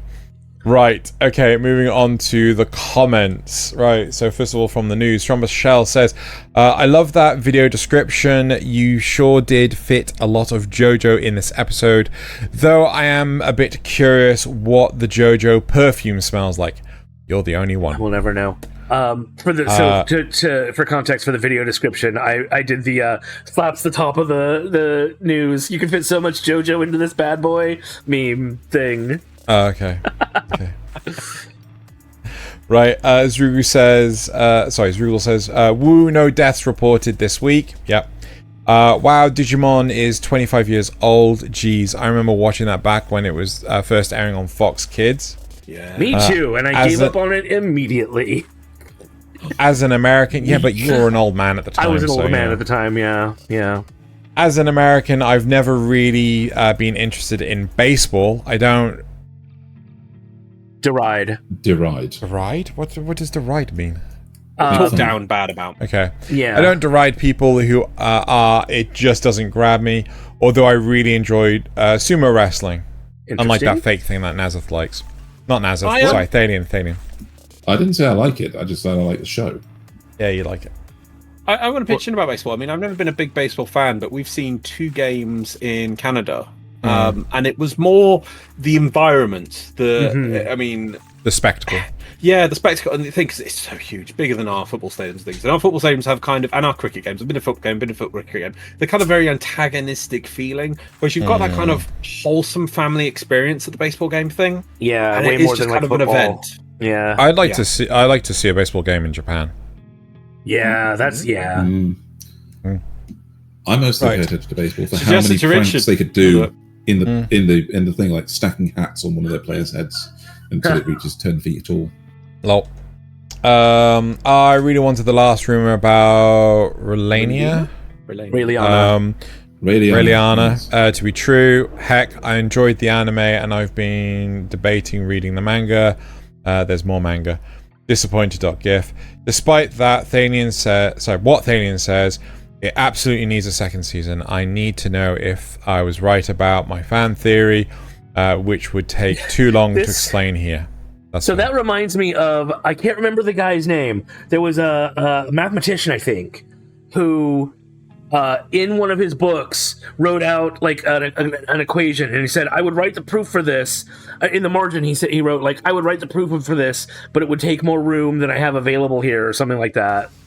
It's nobody's been able to solve it because he didn't write it down. Oh my god. Right, and then moving on to the comments from the cast. Zrugel says, jump cut wasn't bad. Just wanted you to know Zrugel noticed. Zrugel notices everything. There's probably several. Yeah. There's a couple, but yeah. I finished Wolf's Rain. I remember disliking it. I also remember I watched it because my only access to anime at the time was Toonami. You had Wolf's Rain on Toonami? Oh, you poor bastards. Yeah, that's not how I saw it, but yeah. Oh, God. Wolf's Rain. LOZ, have you seen Wolf's Rain? No. Good. Don't. Right. I never got to the end. I was so bored of it, I never got to the end. If I were going to pick a show that is a good example of power of friendship, it would be the ending of Fullmetal Alchemist Brotherhood. That ending fight was really good. No spoilers. The whole show, it's why it tops most charts as like one of the best anime shows ever, and you get people who never watch anime and they're like, oh, but I've seen Fullmetal Brotherhood and it was amazing. It's like, okay, would you watch this other anime example I give you? No, but that one was amazing. It's like, yeah, but there's other things. No, but this was good, so. Was there much power of friendship in I wouldn't say there was, because like power of friendship is like, I believe in you, no, I think it's power of friendship done right, isn't that? Okay, that's it's good as it's done right. Yes. Right. There are so many worse anime than Dragon Ball. School Days. It's not great, but it's not the worst. Very true. In terms of power of friendship, there are still, I agree. There are worse than Dragon Ball. Okay, a really cringe anime. I hesitate to say most. Arifteria from Commonplace to World's Strongest. Oh my god. That one so bad to me. Also, the Kingdoms of Ruin. Fucking. You just had to poke at those 2 big wounds, didn't you? Didn't you, Zrugel? Arifteria, like, I mean, what the F ever, but Kingdoms of Ruin, just ugh. I wish I didn't watch the whole of that. Arifteria just becomes ridiculous. It becomes so good. It does start so good, yeah. The first few episodes of Arifteria, like the first 3 are good. 4? Yeah, I think wow, it's this 4 is really actually. Good. 4? 4. It's good. And then it goes just like, but then like on season 3 or something, he's like, here, I pull out my submarine. What? Okay. Where'd you get that from? I built a submarine. Strombus Shell says, a show that gets unwarranted hate, Solo Leveling. Joke. Love it. I just watched Steins Gate recently. It was better than I was expecting. And yes, I watched the movies too. Nice. Oh, Steins Gate, so good. I still need to watch the sequel, which is I think Steins Gate Beta or something like that. It's basically set in one of the alternate universes for the original series. So a case of multiverse done right. Yeah, right. A character that I can't stand would be Naruto. I can't stand a ninja that needs to wear orange and yell out his own catchphrase all the time. Believe it. Actually, do you know that Naruto was supposed to be a cooking manga? It was supposed to be about ramen. Oh. Yeah, seriously. It was supposed to be about ramen, but the editor pushed the author to do about ninjas. Yeah. So that's why Naruto's wearing fucking orange. It's supposed to be he's supposed to be a cook. Anyway. Right. I explained the amount of time freaking go, let's go eat ramen. Let's go eat ramen. Oh, I can't wait to get back to the Hidden Leaf Village. Why? To eat ramen. Ramen. Yeah. The other side of it is he was named after a piece of ramen. Yeah. He was he was supposed to be wearing goggles the entire time. But the author also said, is that I struggled to do the goggles, so I gave him a headband. It's just Seriously, the headbands exist because you get to throw the goggles every time. Yeah. Brilliant. Today I learned Thaylien can do a great Scottish accent. So there you go, that's the end. Indeed he can. And now it's time for the best part of the show. The only reason Loz actually agreed to come on, which is the memes. As always, these memes, most of our memes are gathered from Reddit, not all of them. Apparently Reddit is going to start charging for subreddits, for certain subreddits, so we'll see how that affects us in the future. But currently, all our memes come from Reddit, or most of them. And we've also got viewer memes that you can submit. You can come to our Discord, link in the description below. You can submit viewer memes. We don't see them beforehand. We have a very kind individual who collects them for us and curates them, and then we see them live when we're recording this. Shall we start with the shall we get into it? Shall we bring up them viewer memes? All right. Viewer meme number, we got 5 this week. 5 viewer memes this week. Japan and anime, Japan in real life. Yep, this is so true. Oh gosh, it's just empty. Japan in anime. It's the same place. It looks almost exactly the same. So there's no people. There's no people. Is that supposed to be the joke? Is it just that no one's there? Because we went there and there were lots of people there. I think the meme is just how they look. Yeah. Okay. This comes up a lot where they show locations in anime that are exactly the same as the real place. Oh. Yeah. A talking cat. What? Dale, we don't have time for this. You have to save the world. And so it begins. Well, we all know that King of the Hill is the best anime. So, aside from Cory in the House. I thought Cory in the House. No, well, I was going to say Cory in the House. Tied for first. Oh my god! Go. Pitch black round eyes that contain no emotions. Square head that looks boring. Will swallow your heart and soul. Uncanny valley abomination. Static frontal pose suitable for a demonic totem. The Nendo Chad. Colourful, expressive eyes. Cute baby head that demands your kisses. Comes in detachable, dynamic poses. Will overheat your heart and soul. Adorable. I love this. This is amazing. Also changeable faceplates. Whoever found this, wow. Whoever made this. Mm-hmm. Wow. Very true, though. It's very, it is very indeed. True. This person tried to unlock your phone. I have no idea what this is from, but it's okay. Girls and Panzer! Oh, it is, isn't it? Okay. Oh. All right. And the last viewer meme. When you're showing someone a movie that you like, and they get up to use the bathroom, so you try pausing it, and they say, don't pause it.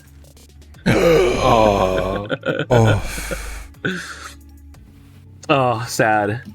All right. That really hits. Cuts you deep. Does cut you deep. Yeah. All right, on to my memes. Main anime character about to lose during a fight gets a random flashback. Oh.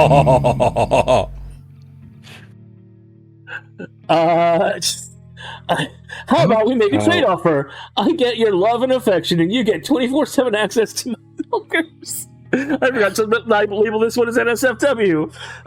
Yes, the negotiator. Oh my god. Oh my god. All women are queens. Change my mind. I changed my mind. Brilliant. That's a great one. Yep. That's brilliant. I love that. Voice actor, studio. What are you doing? Voicing Dio. Sealing your reputation. It's true. That voice comes up in any anime, and I'm like, what is Dio doing here? English or Japanese? Doesn't matter. Yep. My wife's boyfriend gifted me 2 gifts today. Oh, dear. Oh. If you know, you know. Oh, it's the my wife's boyfriend. Yes. Yeah. Yes. If you know, you know. All right. And testing the COVID-19 vaccine on my son. From Grisha Jaeger, even. Oh my god. It's not accurate because there's actually the downvotes thing on it. So The only way they could have improved this if they had it slightly larger and they put the YouTube thing that pops up at the bottom on controversial stuff for like, you know, for full information about the COVID-19. Okay, on to Thaylien. What you doing, Four Eyes? I'm cutting classes. What are you doing? Same. Oh my god. Oh my god. Flirt back, goddammit. How? So accurate. So accurate. Oh, we need to watch more of this. The Oh my god. Netflix official Freeran trailer's looking a banger. Now, This isn't real, right? This is fake. There's no way in hell this is real. well, no, I don't know if it was that they actually just randomly decided to cosplay these things, and I could see these actors doing it just for fun, and then people saying that's a trailer for the thing. But you know, yeah, No way in hell this is real. I fucking hate Isekai. Not you, babe. Which one is So that? what isekai is that? So that's a new one upcoming. It recently got announced. I think it's like a red Power Ranger ends up getting isekai'd into a fantasy world. It recently got a trailer. So Of a trailer, they're doing this. Wow. Okay. Maybe they read the manga. And Revy and Rock. Oh. Likes it, but it's poppy. Get it. Oh, poor Revy. So she's got the pocky in her mouth so that he'll nibble the other end and they're kids. Yes. Right? He he likes likes it like it. a But he cigarette. thinks it's a cigarette. Because that's what, because she always thinks, oh, it's a cigarette. I'll just help her out by lighting it. Yeah. Right. And she's like dead inside because he didn't notice. He didn't notice. He's too busy I need looking to whatever it watch Black Lagoon. is. Oh, I watched it years ago. So, okay. What the fuck?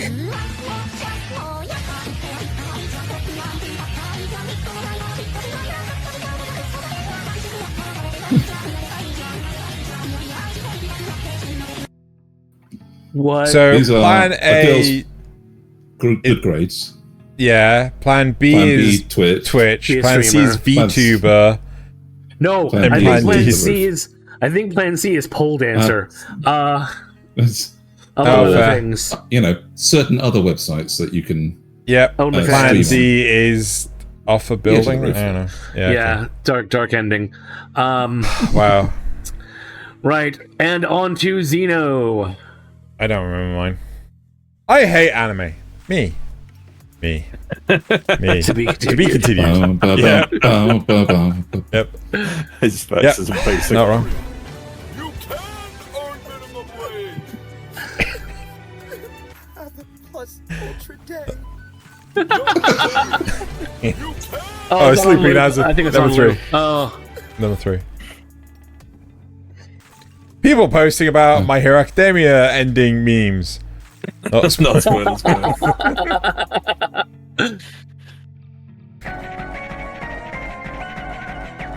people, may all your dreams come to pass. My dreams.